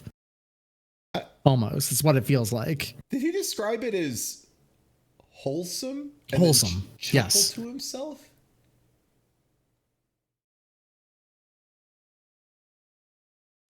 It's not bad. But right off the break, this bagel is actually lightly toasted. It's more soft than anything else, but you can definitely tell it was put through very. Why does he keep saying wholesome? Because it was like probably the clickbait word right now, according to SEO. He's probably also going to start referring to sandwiches as like cozy. Quickly to kind of give it a look. Okay, now you really get laid bare the Joker's trick of the McDonald's or the Jack in the Box bagel here, where that middle is like scooped, bro. Like they unscooped, they reverse scooped the bagel before it got out the A little bit door. crisp on the inside, but guys, as you can see with that cracked egg right there in the middle, a nice situation overall along with that American cheese. Very basic on this one, with the light butteriness that I'm getting from it as well. It's not bad for what it is, and considering you can get 2 for $4.50, essentially 2 of them for like $2 1/4 a piece, that's not bad. Considering on its own, this is $3.39. So Also, a thing you can't really catch when you just watch one of these, which I am not going to subject y'all to more than one of these right now. They're all the same. They're all the same. All of this guy's reviews are like, so there was that old joke. God, what? Deceased crab. Deceased crab. Thank you. Where I know exactly what you're talking about. yeah, there was a Let's Player, Deceased Crab, who like is, from what I've heard, it's like pretty chill and pretty cool right now. Which yeah, it's been fucking ages. But did a ton of Let's Plays and did so many Let's Plays so quickly, and they were like so comparatively low quality that at one point, I don't know if it was Slow Beef or Beatus, but one of them. It was Slow Beef and Beatus. It was a full Red Spray at the time. It was one of them Red Spray boys. Yeah, I don't know which one came up with the core idea, but they did a thing where they made fun of one of Deceased Crab's videos and went through it. And the whole thing is, unless you're like a super Deceased Crab head, you will not catch until the end of it, where they reveal the Joker's trick, which is we took the audio from one of his videos and just put it over another one of his videos entirely, and you can't fucking tell. And you can't tell because it's so the same and just nothing related to what's on screen at all. And yo, Nixel, thank you for the resub. Of course, you gotta do the Yeah, 450, easily guys. one I of mean, their there's best two of them, right? videos because it just Good. hits So, like a let's truck keep when they're going like, in. yeah, Start we back swapped with the what this audio. is. You didn't even fucking notice, did you? Yeah. I definitely didn't when I watched that. Same. I Yeah. fully was caught off guard. Yeah, like, huh, 100% correct. It was like legitimately like intro catchphrase thing, filler, ending dialogue, and like the middle part just didn't matter at all. It was wild. At breakfast all day as well. They're pretty much the only ones out there consistently that have been like that for years. And this is no exception to add to the menu right now, considering what it is. It's basic, but it's very delicious because of what it is. It's basically just that cracked egg and cheese, like I said. Oh, was it the along riffing? with Just some they did it buttery over one they didn't watch. Oh, right. They were making fun of another video and then just put it over the top of a different video entirely, and it just worked. Right. That's what it was. action. That's not bad. So let's go for another Yeah, couple of they bites just on made this fun one of a real quick, different guys. video I knew it was gonna be entirely and then took their commentary track and put it over a different video without making any changes. tasty. How could it That's not? what it Let's was. keep going in. Because the videos are all so the same. And guys, not to be outdone with this little promo right now, you've actually got their stacked breakfast sandwich back on the menu as well, which I So this is the other thing he does. Like a lot of YouTube channels will recommend you go watch another one of their videos. Like that's pretty normal. I have an automated like thing at the end of every single one of my videos that shows like a couple that you can, you know, check out. That's pretty normal. Having like a break in the middle with a thumbnail is back in the day. Take a look real at that review weird. jumping up on your screen here right now. This again on the basic side, I'm digging it in terms of Yeah, I have no idea what this man's job actually is, but if it doesn't have the word marketing in it, I'll be fucking shook. the snack. It's not bad for what this is, and again, 2 for 4. Some kind of manager as well. Value, guys. Yeah. So, pretty tasty. Marketing on this. Let's go for manager one is more what bite. my We'll wrap up blood this little quickie screamed. Review with the rating coming up next, but it's exactly what it says it is. It's egg and cheese on a semi-toasted bagel with some nice buttery action to go with. Let's go for one more bite. We'll wrap this one up. Semi-toasted? Hang on. You can't semi-toast something. You can lightly toast Let me something, give but you a shot can't of the other one that I'm gonna semi-toast be saving something. for tomorrow morning, guys. And again, like I said, a nice combination of That's a toasted fresh egg bagel. goodness That's along not with the slice of semi-toasted at American all. cheese. Yeah, what do you mean semi-toasted? Let me give you a shot of the other one that I'm going to be saving for tomorrow morning, guys. And again, like I said, a nice. I mean, it looks like it's half toasted and half not toasted. Maybe it is semi-toasted. I cannot entertain that as a possibility. I love Unbelievable. the idea of them using like a little like bow tie shaped grill and just slapping it on there and only getting like 2 triangles on the outside. Nice I love this combination of fresh idea. cracked egg goodness along with a slice of American cheese on a semi-toasted bagel. Not a bad Stop saying semi-toasted. situation. And again, at 2 1/4 a piece when you get 2 for $4.50, this is a pretty good value. Not bad for what this is at all. Order on Uber Eats, Postmates, and Grubhub. You know, What? considering the Did you just straight up put part of the commercial in your video? God, suck a Jackbox dick already, bro. This is crazy. The dick writing is nuts. Thanks for giving us something semi-toasted. Holy shit. Unbelievable, dude. the 2 for $4.50 price point with this one, that's literally the price of one breakfast sandwich elsewhere during breakfast hours. So here at Jack, you've got the all-day breakfast. Are you like not disclosing a payment you got from Jack in the Box? That has to be it, It does right? really feel like it. Yeah, like this has dude to be paid. Yeah. is there a fucking View Products? Okay, yeah, View Products down there in the bottom left. You see that? That's a modern way YouTube is doing disclosure stuff, I think. License agreement. Yeah, does it show anywhere else? Yeah, he's got all his random affiliate links, of course. He links the Jack in the Box website too. I feel like this, arguably, this is a not communicated nearly enough sponsorship deal. Yeah. Considering I clicked the button to learn more and it didn't do anything and didn't work properly, yeah, I'd say that's pretty bad. Yeah. You know, considering the 2 for $4.50 price point with this one, that's literally the price of one breakfast sandwich elsewhere during breakfast hours. So here, Like, that's fucking ad read, dude. That's ad copy. That's ad read. copy. That has to be a dry read of ad copy. That's no human being talks like that. Jack, you've got the all-day breakfast situation, a nice combination to go in on, and of course, the menu is extensive Okay, him saying in a situation you can go in on, that's him. for breakfast. This is a nice little addition to go in on either way. So with that said, I'm gonna It would be funnier if he said go down on. If he said he was going to go down on the breakfast combos, that'd be hilarious. Have to give the egg and cheese bagel. That has the sandwich same here at Jack in energy the Box as like my professor doesn't know what bust a nut means and thinks it means he's really mad. Yeah. 8 out of 10. I mean, guys, it's delivering what it's advertising clearly. Egg and cheese on a bagel. And of course, it's definitely decent for the price point. So definitely give this one a shot if you've got Jack in the area. And for those of you peeps like myself who like breakfast all day, you've got a lot to look forward to with this one. It's not bad for the price point, and the flavor's pretty tasty of it.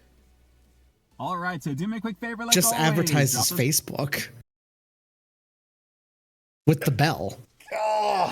Yeah, a really good point in chat that was made at Crossbow Flex. It's extra ad copy because if it was authentic, he would call out other places where it was expensive, but ad writers don't do that anymore. 100%, right? Yeah, because if you were saying like it's only, $4 for 2 of these sandwiches, any other place you'd be charging this much, a normal human being or a food reviewer, especially a food reviewer, would be like, for example, a Burger King breakfast sandwich costs X or Y, and McDonald's, the gold standard people use to judge the cost of fast food, is ZA, price or whatever. And instead it's just like, oh yeah, it'd be more expensive than,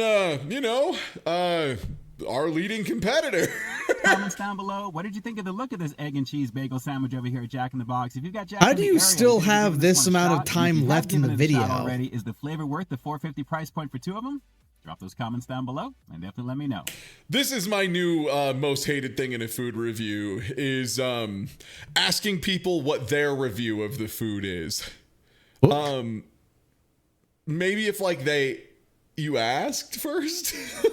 And with that, this is Ian. Hey, looks like your server's back up. Quality foodie feature Nice. for you here on Peep This Out Reviews, bringing you brand new content every single week here on my channel. So stay tuned for the next review coming real soon. In the meantime, stay frosty.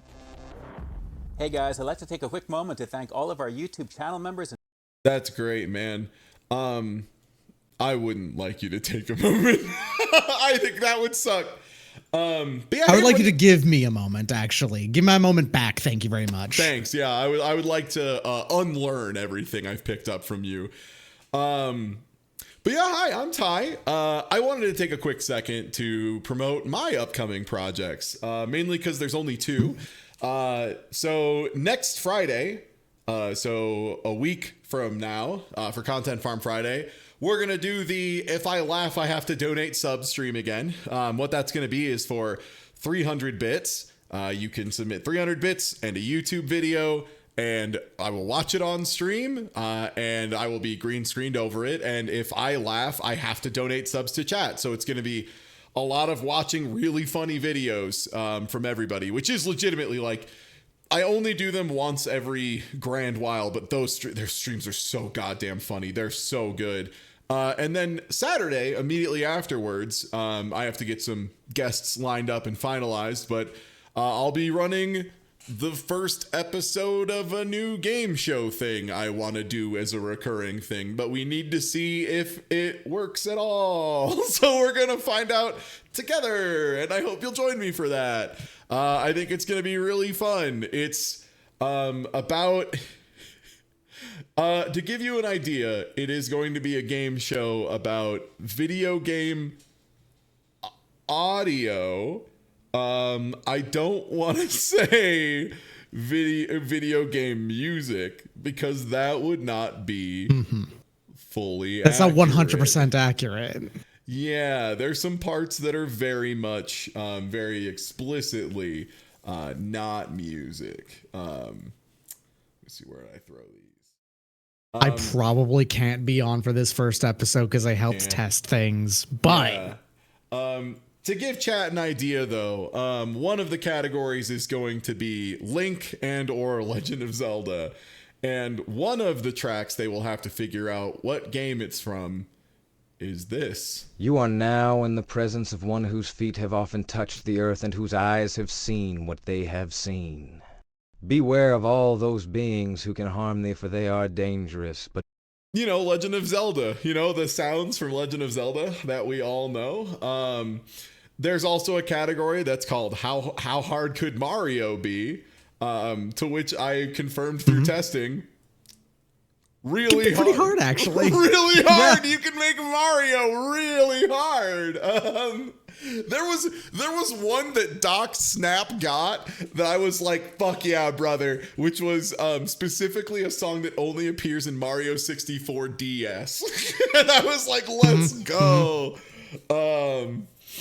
And then there's one category planned that is explicitly, I don't expect you to tell me what game this is from, but I want you to describe what the vibes of this game should be, and whoever is the closest to right, I will give points.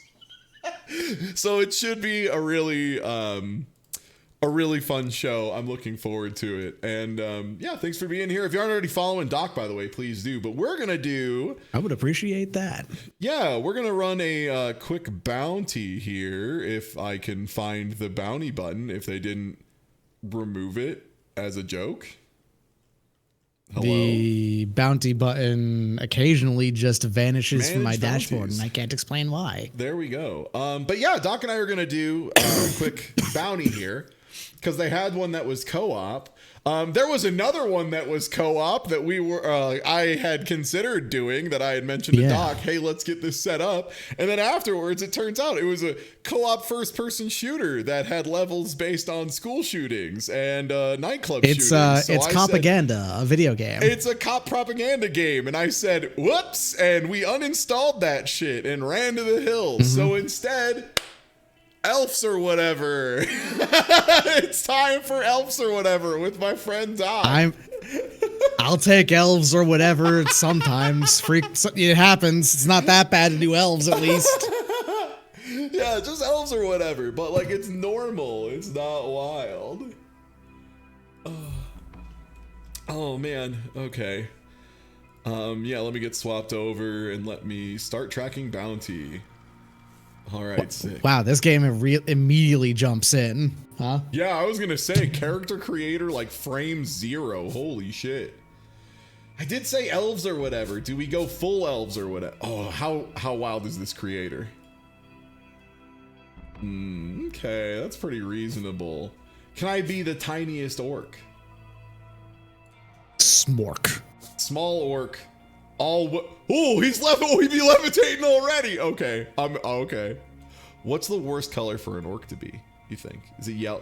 That's kind of like I think it's yellow. blue, actually, or I don't think they, no blue. We do have some classic colors. I'm gonna go with this one. I feel like I see the vascularity on this orc in a way that I'm not like usually super down for. There's a bit of a white Shrek element. Okay, what eyes? We got red. The longest face. appears to be having. There it is. Okay. Oh, the triplicate mohawk. Oh, he's kind of staring me down. Giving me a look. Orc beard. Don't mind if I do. I didn't even think about the concept of a bearded orc. This is gonna be great. I'm going for the goblin. You just take a look at that goblin and then tell me, all right, well, I guess someone has to go for that at some point.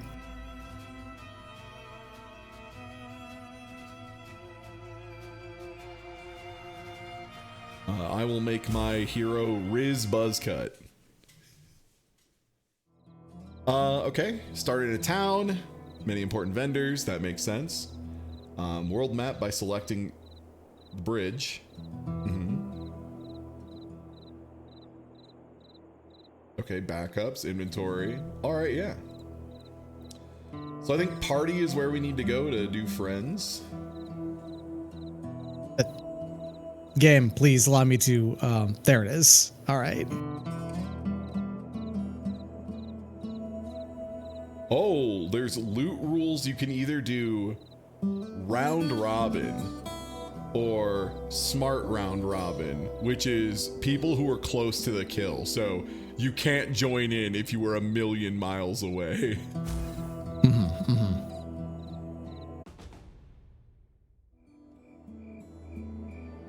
Okay, how do I invite?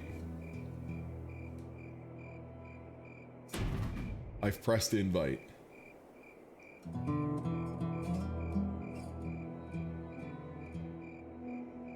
Did you receive it? Let's see. I just created my character, so let me go ahead and get that going. I'll send another. Play game. But yeah, thank you so much for hanging out so far, everybody. Again, I'm going to be playing this over on my channel here for an hour, and then we're going to hop on over to Doc's channel for an hour, play a little bit of it there. I am getting sent on over now, I think. Okay, there we go. Loading. Ah, Skibbity Gritty and Riz Buzzcut. Two beloved heroes. Well, I know you want to go to the blacksmith, so I'm going to do that immediately. Does that drag you to menus, or do you just get to... Looks like no. I just get to do this myself as well, which is actually kind of nice. It means we're not dragged together. Got plenty that want you in their crew. Yeah, I'm interested. I hear you want adventure, fame, and fortune. Perhaps you should kill a few rats first. No, make yourself useful. Okay, I've been talking to the blacksmith and finishing quests just by talking to him a bunch. How big of a dungeon are you up for? And now he's telling me to like kill rats. I hear you want adventure, fame, and fortune. I also got quest from... How can I help? Can I help you today? Yeah, sure. Complete quest. All right, sounds good to me. All right. Let's get some goodies, sure. Oh, if I got silver, I can dye my clothes eventually. Good to see you.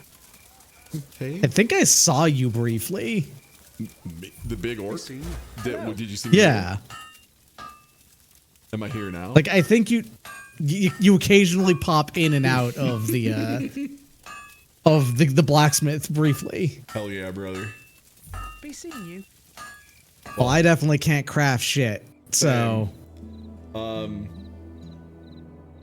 think the bridge was where we went to go do quests. Where do we start? Do you think probably the grasslands, right? That sounds like the place that's least likely to kick our ass. Yeah, probably. Level 3 recommended. Sorry, does that bring... There we go.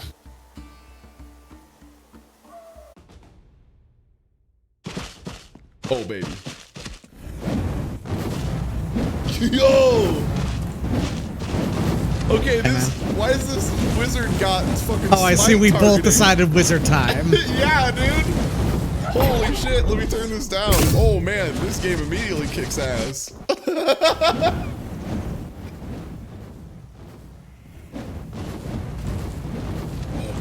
Goodies.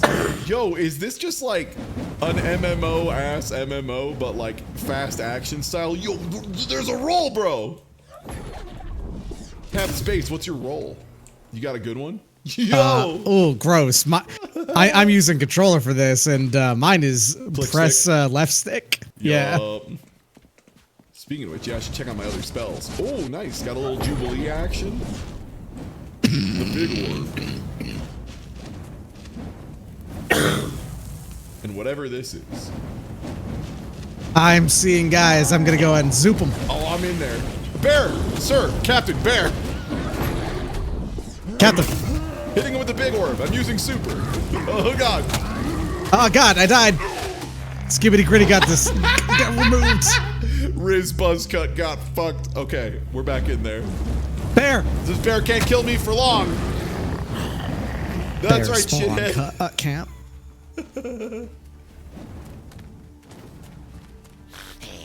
Growl will bury you.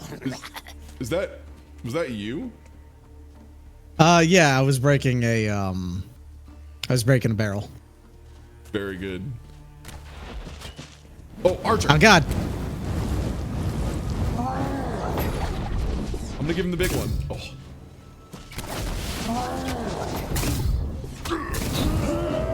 Yo, I don't know what that just was, but it worked pretty good. Oh, I'm poisoned.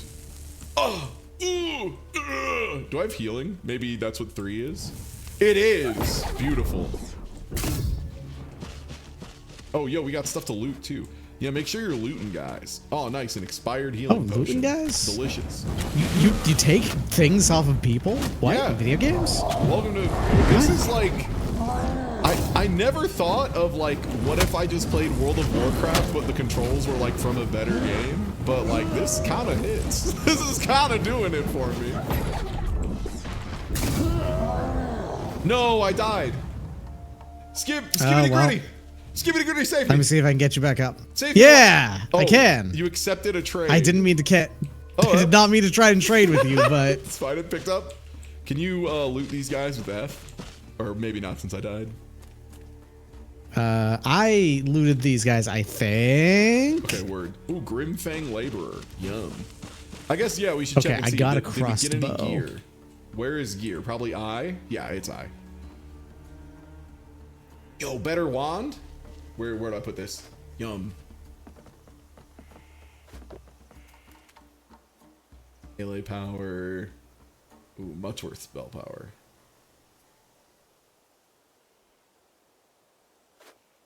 I think I might have accidentally dropped something. Yes, it did. Okay. All right. I think I cannot equip this crossbow. Is that what's happening here, or? Oh, is the game not lining up to quite full screen? No, that was not on purpose.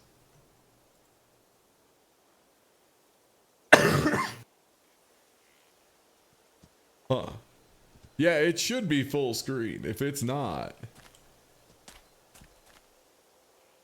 Oh, that was definitely picking up my. Oh, that fixed it. My Steam thing. All right, well, I'm off to do quests. I got a higher level wand, and I'm about to show these fucking bears every bit. Oh God, there's a wolf. Oh. I got it. I mean, a wolf should be lower tier than a bear, right? It's really more both of them added together, you see. Yeah. Two wizards at the same time is unbeatable. Okay, the way he cannot be like done. gently toppled forward absolutely kicked ass. Oh shit, man! I might just play more of this game. This seems fun. This seems like a good time for wizards, at least. There we go. I have finally figured out how to equip this crossed bow. Oh, was it I? I am using a controller, right, so. Right. Dude, there's a lot of shit in here. I'm just back. Oh, it says enter fight. I think I accidentally entered a fight that I cannot back out of. It's over for Riz Buzzcut. Yeah, it seems like a problem. So it seems like a problem for me too. Did you also accidentally walk into the fight? Not accidentally. I did it on purpose. Oh well. I think the crossbow is not a good idea. On the wizards? Yeah, maybe not. You know what's something I'm also noticing? Yeah. I'm hearing every sound. Yeah. No matter from what distance. I'm hearing yours and mine. Yeah. Yeah.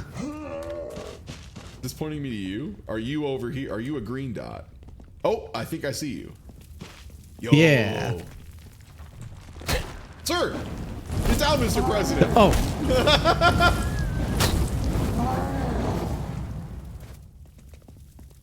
Ooh, a kite shield has been obtained. Hold on. Yo, I got gloves. Show me the gloves. All right, now look at this shit. This is shield wizard style. Yo, very cool. I like your robes. Yeah, they're exactly the same as your robes. Did we get any quests, or were we like supposed to get quests? I mean, I guess the first quest can just be like try to level up, try to learn how to not get exploded by every animal. Oh boy, I fucked up. Well.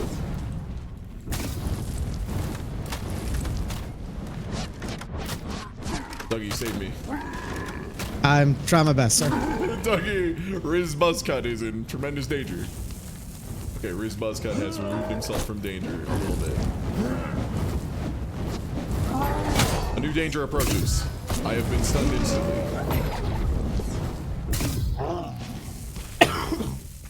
This big boy has a lot of health. I'm just now finally seeing his health bar. Yes. I have finally broken free and can now contribute though, and now that I am doing rotations on his ass.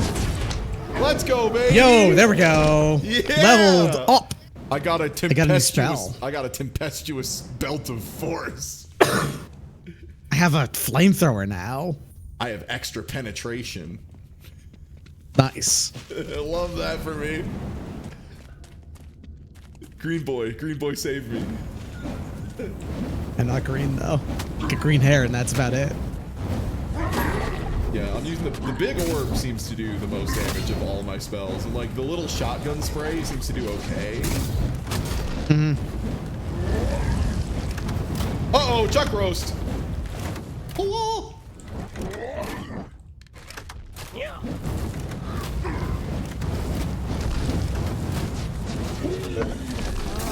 Nice, got his ass. Cone of fire, let's go. Don't mind if I do. Is that Vigorous spell you hood of battering? I gotta put that on. I don't got nothing on my hood.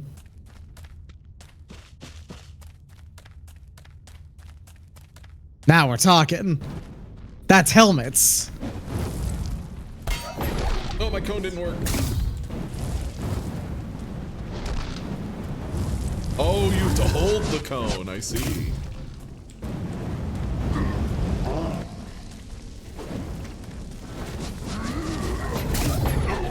Yo, thanks for the bits, Rainbow Crystal Raw. Ooh, let's go.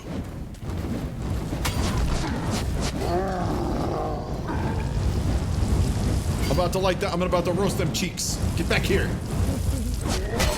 That's not so fast, ogre.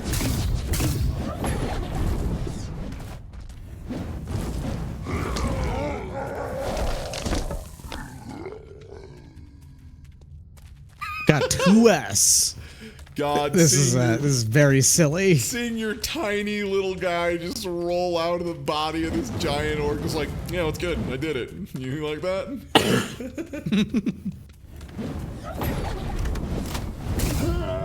I'm gonna press M, see if we have a map or something.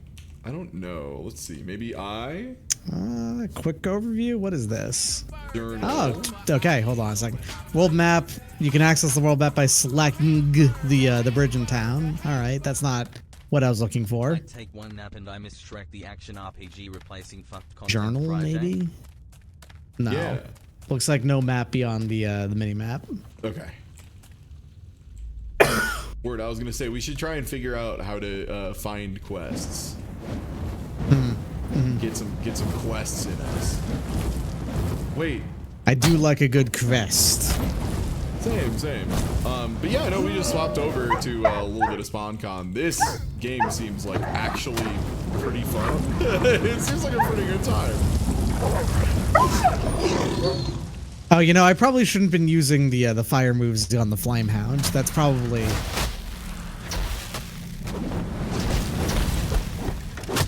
Oh boy.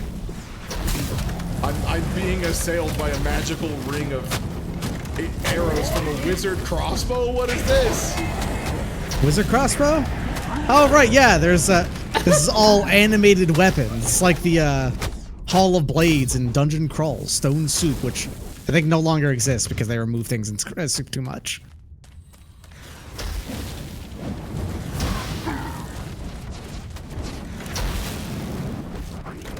Oh, the animated swords are almost dead.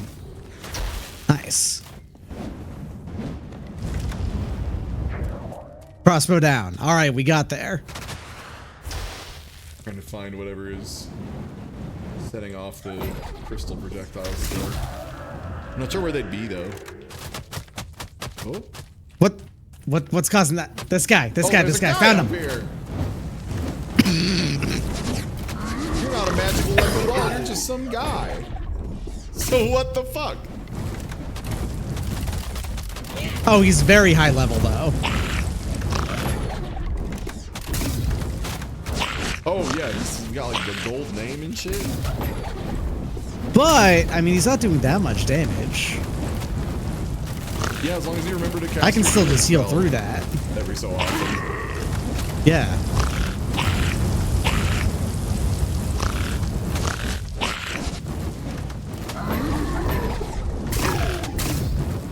Giving him the orbs.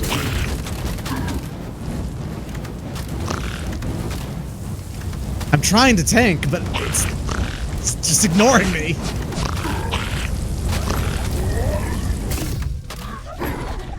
I mean, that's just online with Thai tradition, though, of always focusing on you no matter what. Usually I try to leverage it, you know. Get back here, artificer. You're done.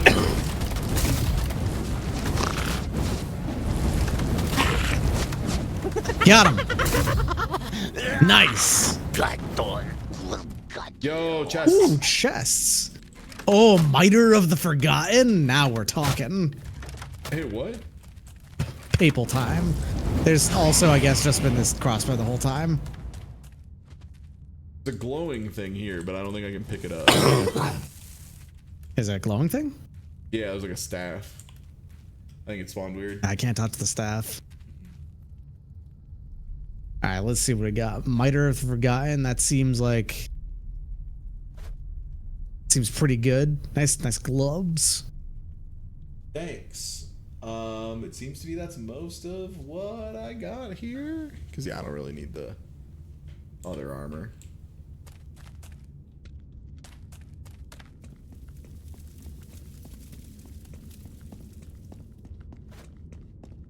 I don't know what this is equipped onto, this trinket. You can just double click it in your inventory. And it'll just snap it to the right spot. Okay, yeah. Specifically only with mouse and keyboard. It feels like the game is maybe telling me I should play mouse and keyboard, so let me go swap to mouse and keyboard. Yeah, I was like, this feels very much like a mouse and keyboard game for sure. 33 spell power on this glove, huh?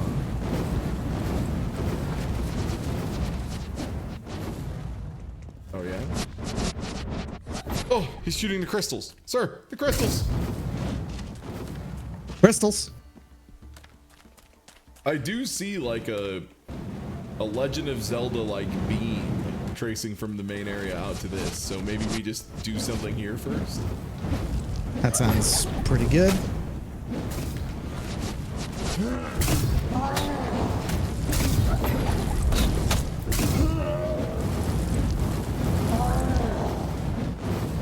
I feel like going for full wizard mode was a good time. Definitely, yeah. This feels like I almost want to know if the other characters have access to nearly as good of like projectile options. When I touched that crossbow, it seemed like no. Yeah. Oh man, got a holy leggings. Oh, I got a refreshing amulet of distilling. Ooh, delicious.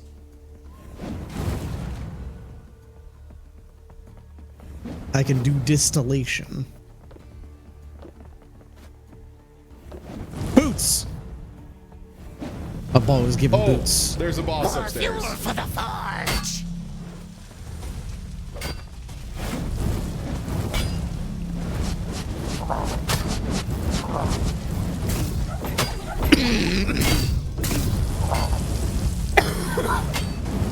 This guy doesn't seem even as bad as the previous guy we fought. Yeah.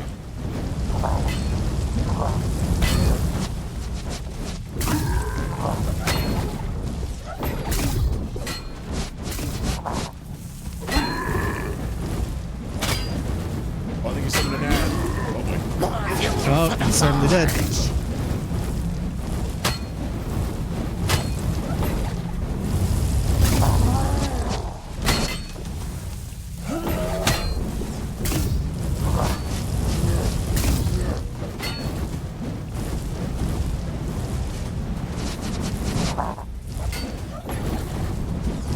Oh, I was taking damage from the field I was on. For the forge. Oh, let me see if I can't. No, I can't. Probably Not need to right finish now. the fight first, yeah. He's got like 200 health left. All right, so. well, yeah, it should be quick.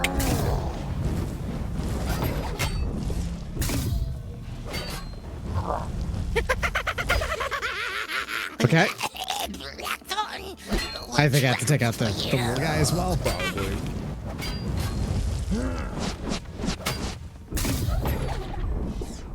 Yeah, I got clipped by the MMO circle.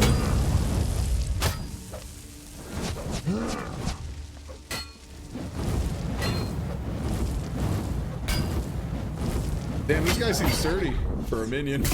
He's pretty tough, yeah. But should be dead. There we go.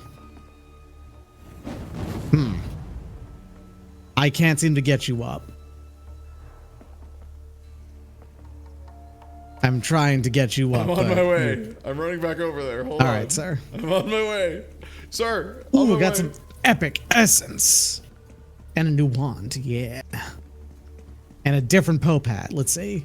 It's a hat of incinerating instead.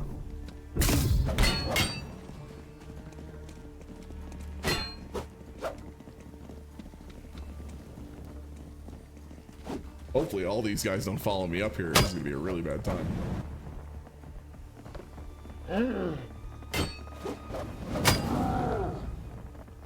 Well, they seem to follow you up here, so I guess we're gonna be dealing with them.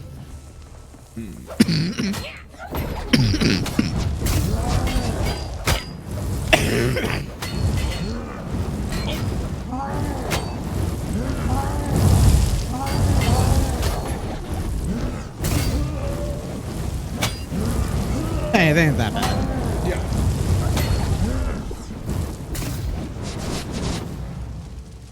Ooh, weak butts of butts of Butts? butchery. Is that meant for putting on the butts?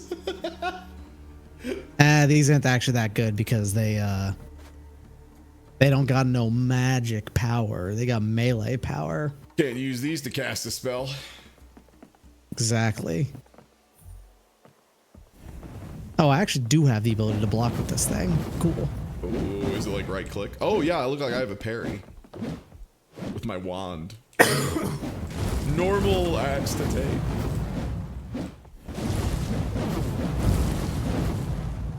Boots.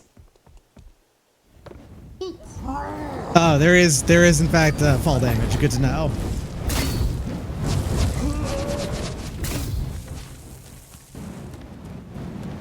Anything over here? I'm not sure how to get back to town is my big concern at this point. Yeah, I have no idea myself, so. Yeah.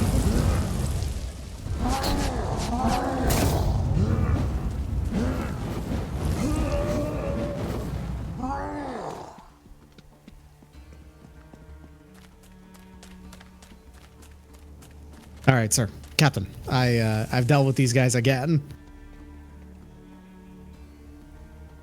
Well, I mean, there's another region over here that just seems like...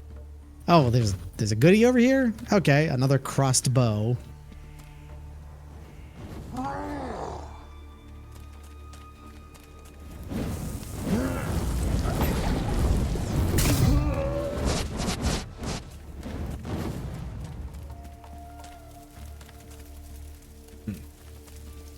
That's a good point. Refreshing is a good name for healing.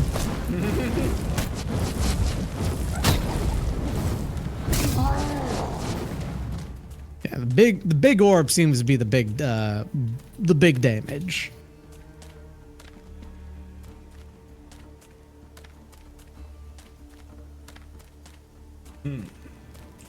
Wonder if the starting stuff is actually just starting stuff, and there's not actually a proper class system in this game.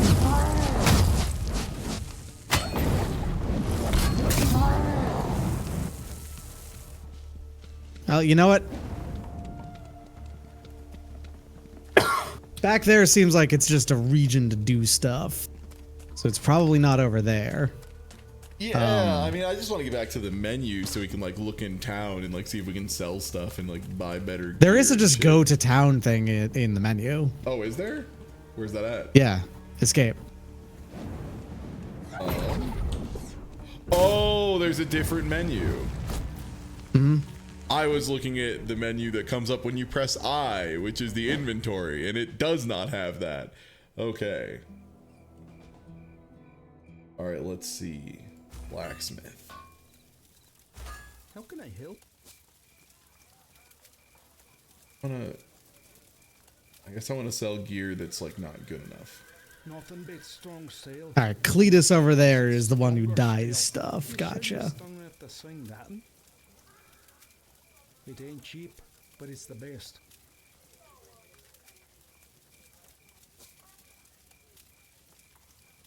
Oh, he just teaches you how to craft things. He just is a pattern man. And I guess I just can't afford any of it.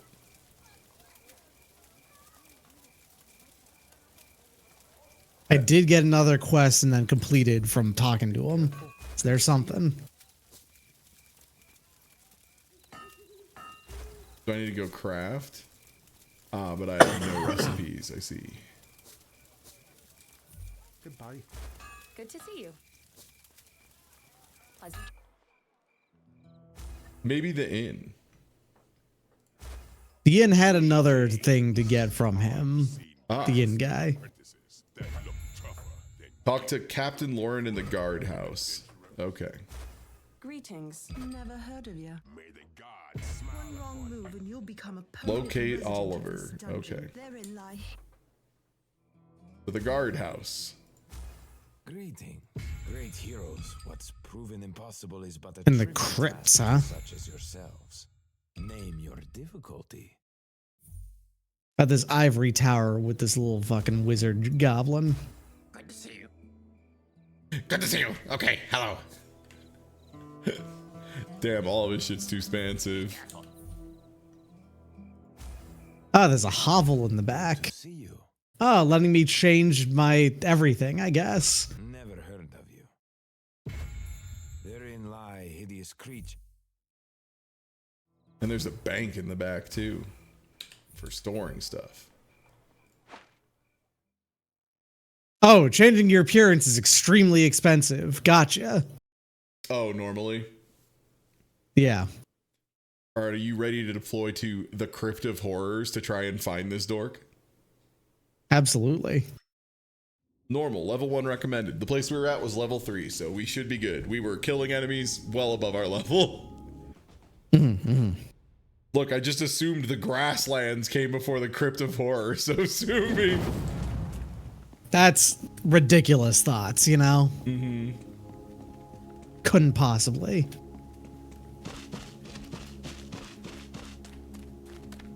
Interesting. The, press this and then no. Options. Controls. Keyboard. All right, it's got that problem where it has a keyboard, a gamepad hooked up to it, and now all of the buttons are for you know. You know what I mean. Controller glyphs. Yeah. Yeah. Alright, I'm out here shooting slavers with fireballs like this shit's like Fable or like Witcher 3. The classic ways. 2 battle axes? Great. Nice. Can you use both at the same time? I don't know, maybe. I didn't ask. Fair enough. And yeah, we are gonna cream these fools.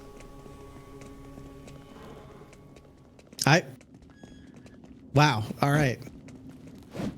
Oh, I'm really just zooping right through them. Captain. Oh, there's a guy here. There's a thug behind you, sir. Careful. Came out of See, nowhere. we're currently doing the dead mines, I guess.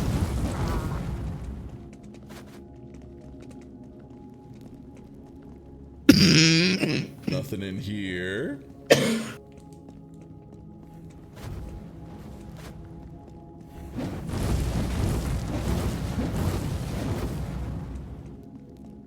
Nice, I got a bow. Regular bow, original flavor. No cross required. Nice. That's right, a non-Christian bow.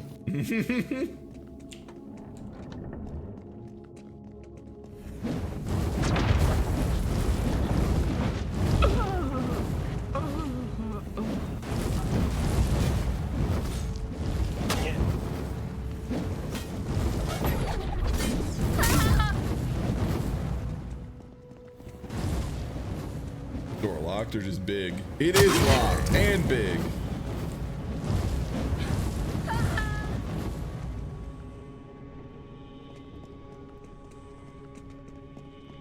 Well, I won't be able to loot that one until we open up that door.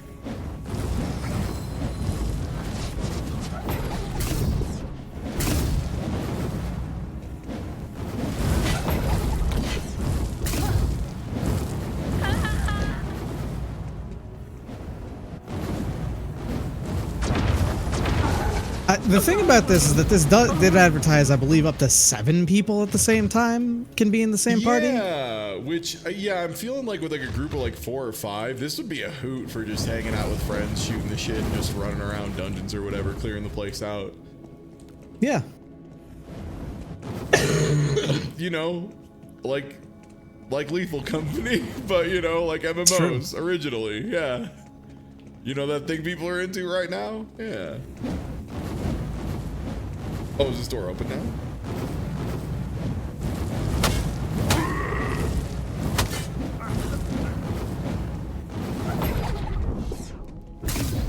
Damn, I missed.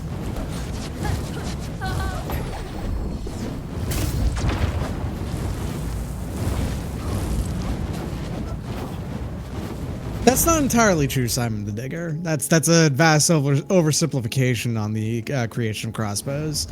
It's not that they were created so that people who couldn't use bows would be able to contribute in fights, because they would just not give them bows. They would give them a different, like, you know, job.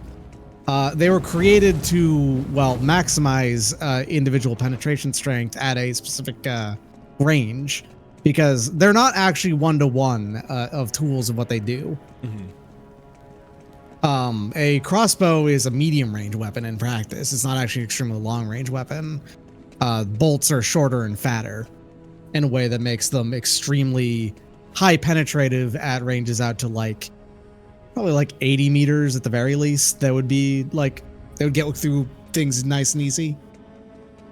Because pulling back a crossbow is not easy. It's still a difficult thing.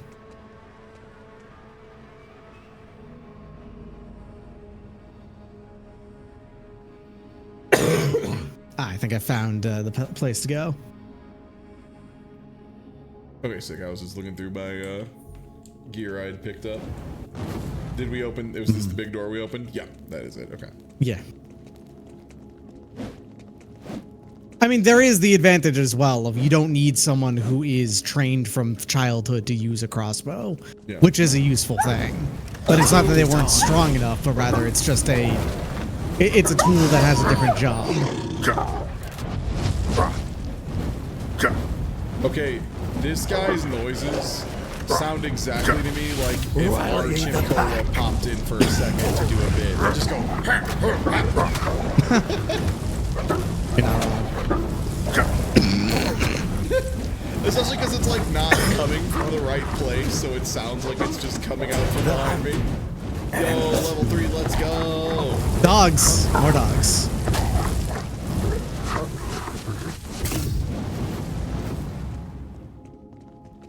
Nice try, Wolfmaster Tane. Maybe next time.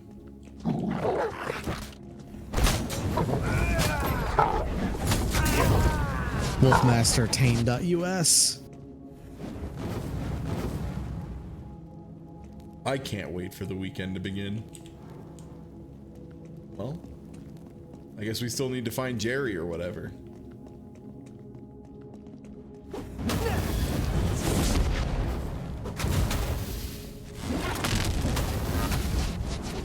Slapped it.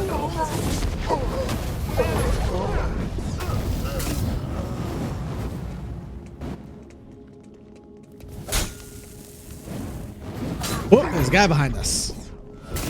Fuck him up, Socrates.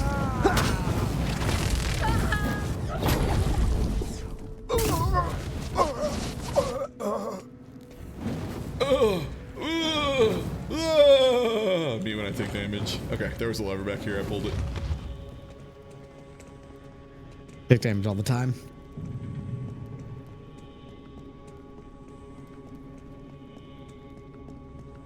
I have a cape now. Little Goblin Fauntleroy over here, floating off his cape. Sen's Fortress.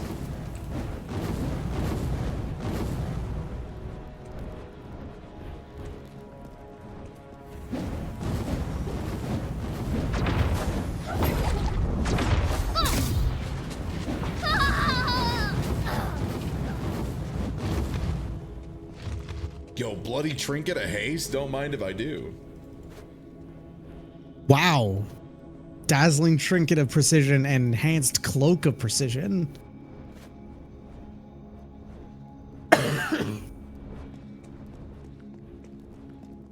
Oh, Dazzling Trinket of Tenacity. Sorry. I got my buns clipped. God, my cough is aggressive today. Oh, this door is unlocked elsewhere. Okay, we need to find another lever to pull. Oh, the wizard's got behind us. Not for long.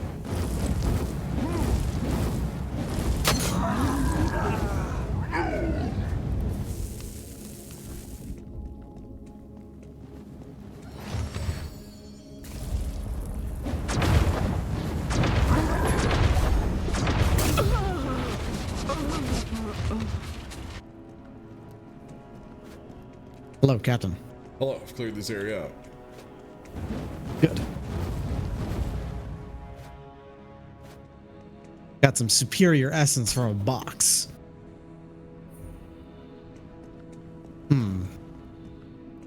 That seems suspicious. Expired healing potion. Well, that's suspicious in its own way. Suspicious, like delicious, like tasty, like you think it's gonna be good? Maybe? Hey, maybe. I'm gonna kick it Suspicious out of delicious! Penis delicious, penis suspicious.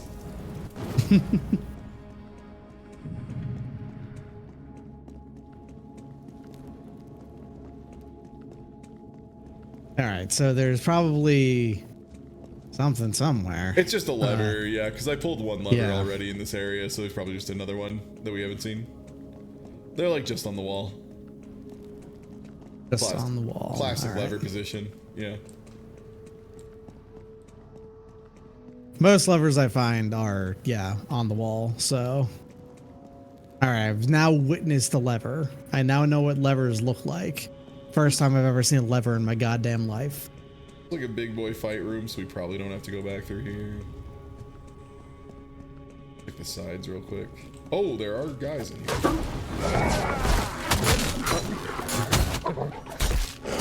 Only shoot. Right, I was confused about the sounds going like wait, dogs? And then, oh. I got like stun looped real bad there. Yeah. All right, I'm gonna give you a chance to work on this. I have to pee like a racehorse, so I will be just a second.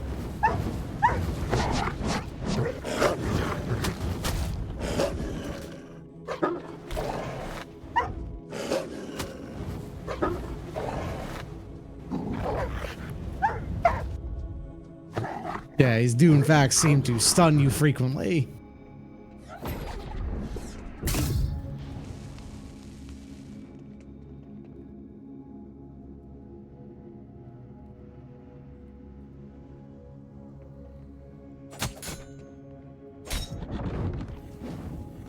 Oh, nice. Good zoop. A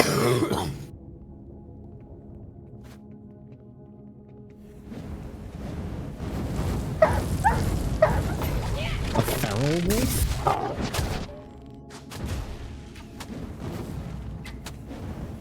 It's not what a wolf is, though. Wolves are wild. The wicked wild. I know, it's jungle.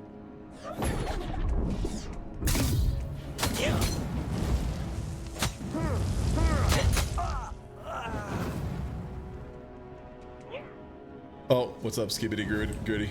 Turns out you can't revive me. Huh? Yeah, I can't revive you, unfortunately. Weird. I think that there is a time when you can revive someone, but it's like really if they short. don't get hit more by an enemy. You get knocked to the ground and you're orange for a bit, and then you get kicked to death by dogs. Dogs can kick, you see.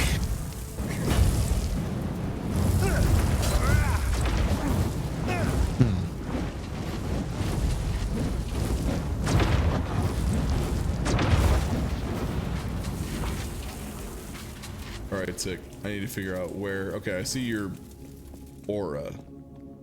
Yeah. Oh. I think guys. Here's Buzzcut. I'm getting to you.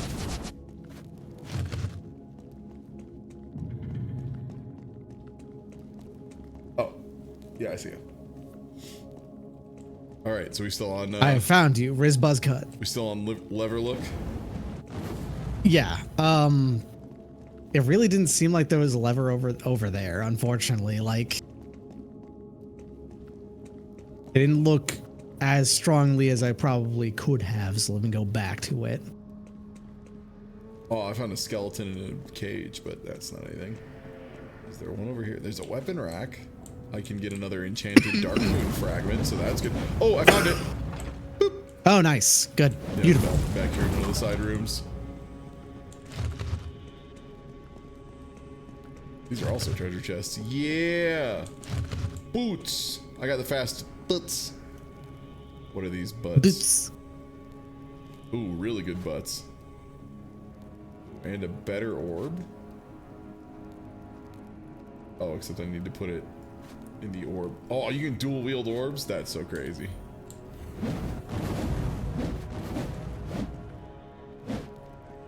Dual orb. I remember where that big door that was locked was.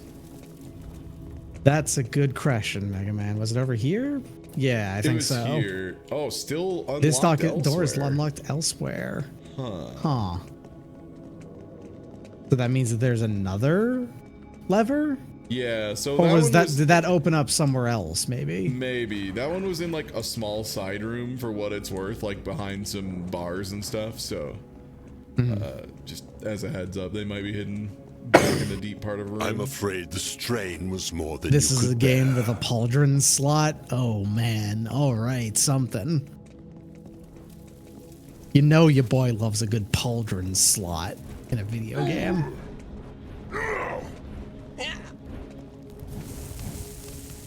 I just heard your character take damage. That was really embarrassing. I mean, can you expect Skibbity Gritty to sound like anything else? That's a good point.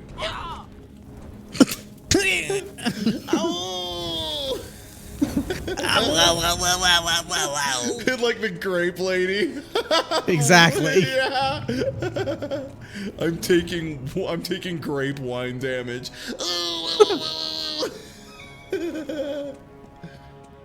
Alright, this is the room where I got killed by 1,000,000 of guys. And there were things that looked like they could be hiding levers. Not on this side, though. Oh, I heard a dog. Is that by you? Yeah, I'm fighting dog. Only one dog, though, so I'm not getting stun locked to death. That's good. I think I may have found another zone we haven't gone to and might contain lever. It does not contain lever, unfortunately. It just contained goodies.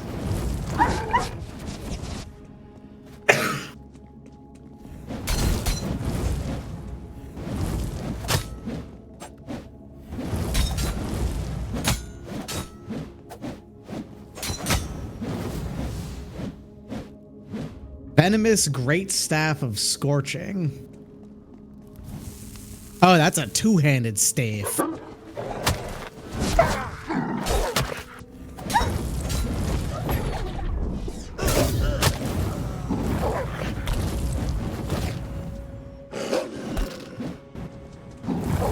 But I know what I like. What I like is orb and Orb and shield. Oh shit, I'm not able to use my spells while using orb and shield. Damn. No orb and board. All right.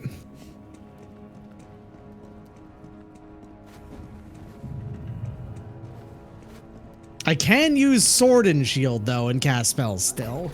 So you know what? Fine, I'll do that. Yeah, I guess the orb is just purely support. Yeah, it doesn't seem like anything over here at least. Would I enjoy a game that had points as an equip slot with different effects? Absolutely.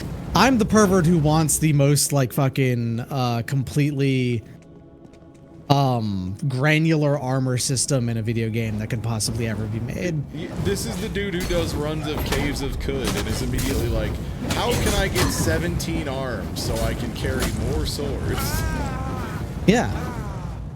I know exactly how to get 17 arms. You kidding me? That's not hard. That's easy. There's a Did you find another one? I hit it, yeah. Beautiful. So that's probably it, I would guess.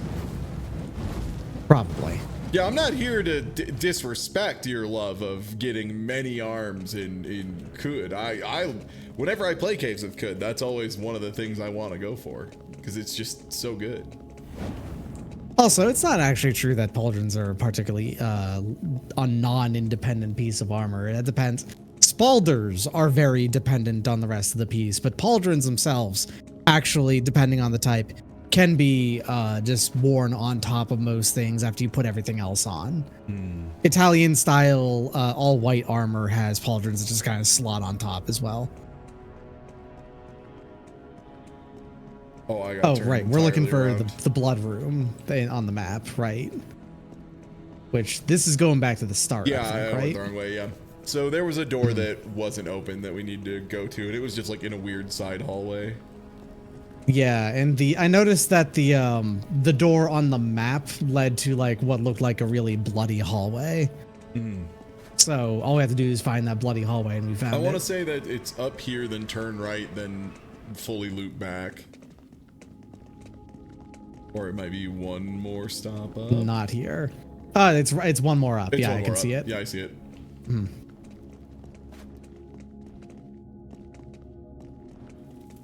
Yeah, there we go. Come on, door be open. Door be open. Door be open. Door's open. All right, we got all the goodies. I've been locked into the room. Same. Ooh, this dude does more damage.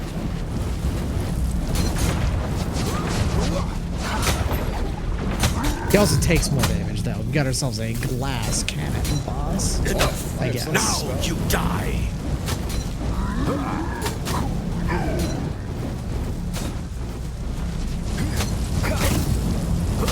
Death's secrets are now mine. Down he goes.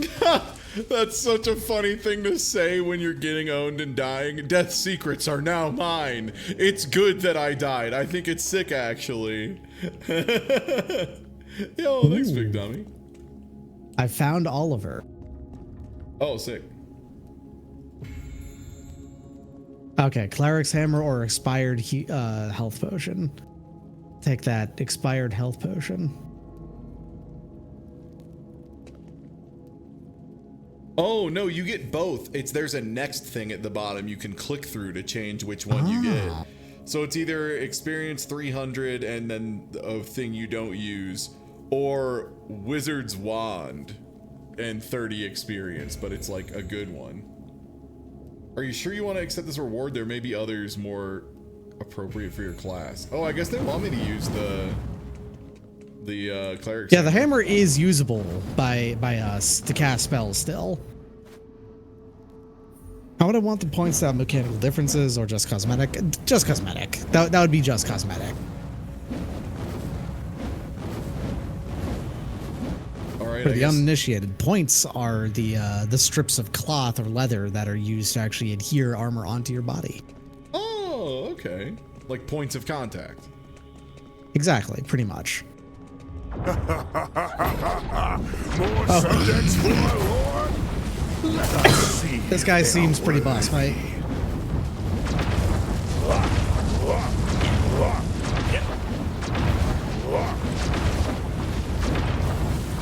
He also seems pretty scrub. This guy's going down easy street.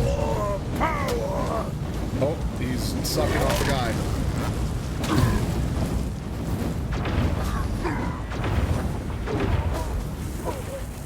Gains his strength from sucking off dudes. Ah, the unethical I know plenty of people slut. like that, Here he honestly. is. Finally. Yeah.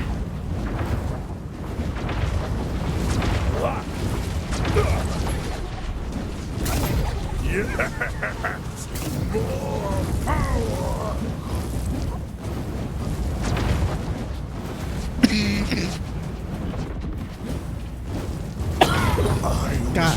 Really wish I wasn't coughing all the time.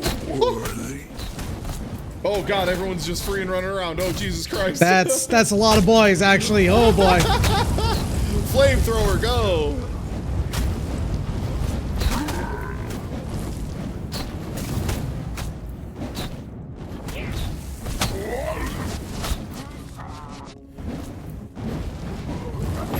Okay, just making sure to heal up when it happens, and we're good. Yeah. All right.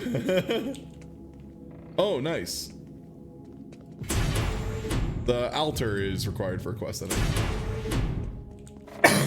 The Crypt Lord. All right, there's another boss to be had, it looks like.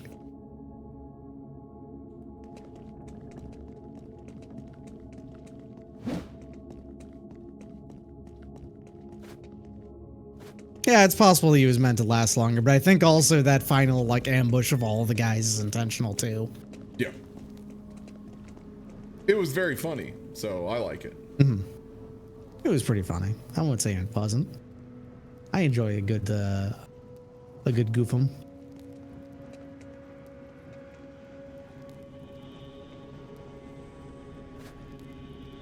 Cloak with spell power, huh?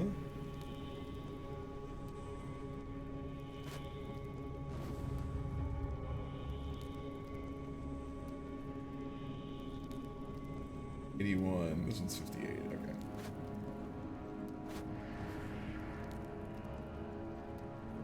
okay.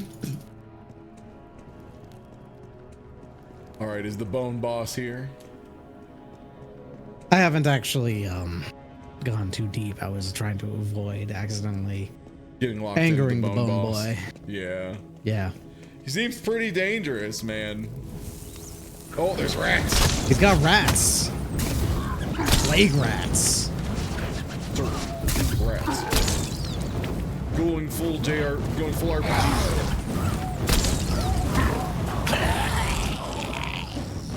Yeah, so I think if the hammer hits them directly, it has a stun chance too. Nice. Good.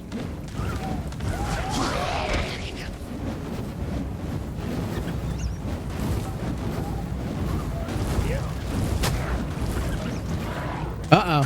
Oh, sir. I got touched by plague. Dispensing the orbs. Keep dispensing and don't stop dispensing.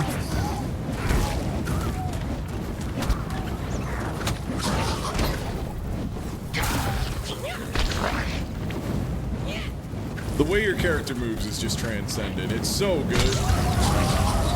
Love to see a little guy who has to do the same actions and move speed as a big guy, despite being a little guy.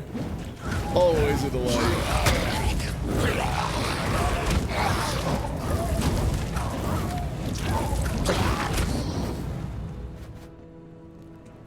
Fiery Dagger of the Beast. Damn, so many zombies.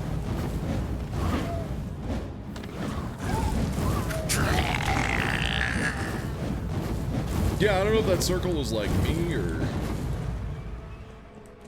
Honestly, don't know whose circle that was, but it seemed good. Or it.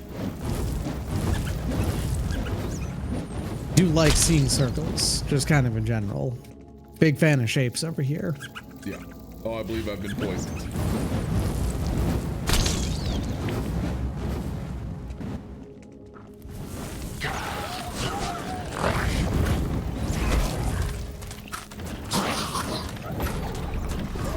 Oh, I got sleep gas. Oh, you got sleep gas? Oh, shit.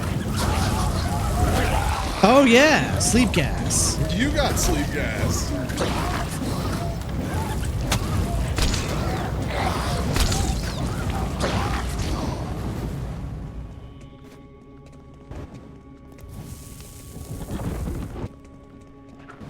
What was that? Oh, that was Fire Blast. That's something I have. I believe you have it as well. Oh, yeah. I never used it not point blank, so I didn't know what it looked like. The Rat King! Rat King, Rat King, Rat King. Tire chat popping off.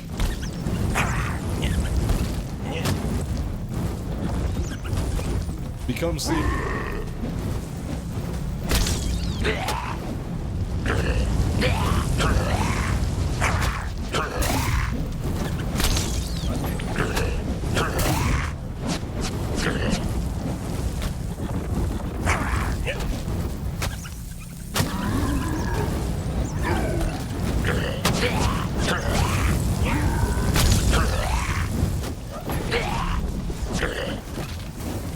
Nice.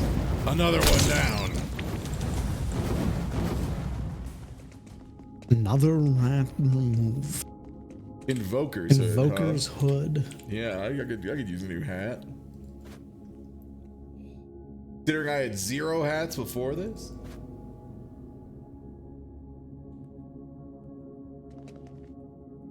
It looks very silly on you. Thank you. Got that big old cross at the front, you know?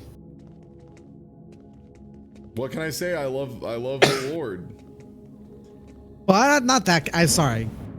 They connects at the front. When I said cross, I was saying a dumb, stupid thing that assholes would say. Oh, sorry. Yeah. Yeah. Sorry, I just get so excited whenever someone brings up Jesus, you know? Is this blacksmith, like, good? Oh, yeah. I like how he's an enslaved blacksmith, yet he has everything he needs to, like, run a full store, including being able to buy things off of you.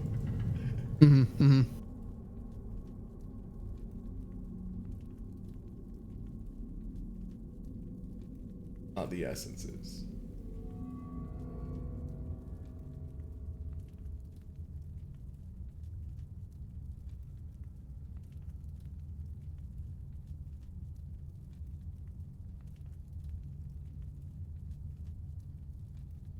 The other nice thing too, I used to stress out a lot when I played games like this. Just of like, what if I sell something and I need it? The reality is in most of these games, literally everything you get before like the end game will just be replaced by whatever you pick up in the next dungeon. So who gives a shit? Don't stress yourself out, you know? And I think that's a good way to approach them too. All right, and yeah, thank you again, everyone. We're gonna keep playing this over on Doc's channel for about another hour. I'll be hosting over there in just a second. And yeah, if you're already following, please do, and definitely follow Doc as well. Doc makes a ton of really good content over at twitch.tv/mdct or sword.zone. I would really appreciate it. And yeah, make sure you drop a follow here. I hope to see you. I mean, all next week I'll be streaming, but Friday in particular is going to be the people can try to make me laugh and get me in trouble for it, which is always fun. And then Saturday will be prototyped game show day, so definitely be there for those. Nice. Yeah, I hope to see you around. We're gonna raid on over. Okay, sick.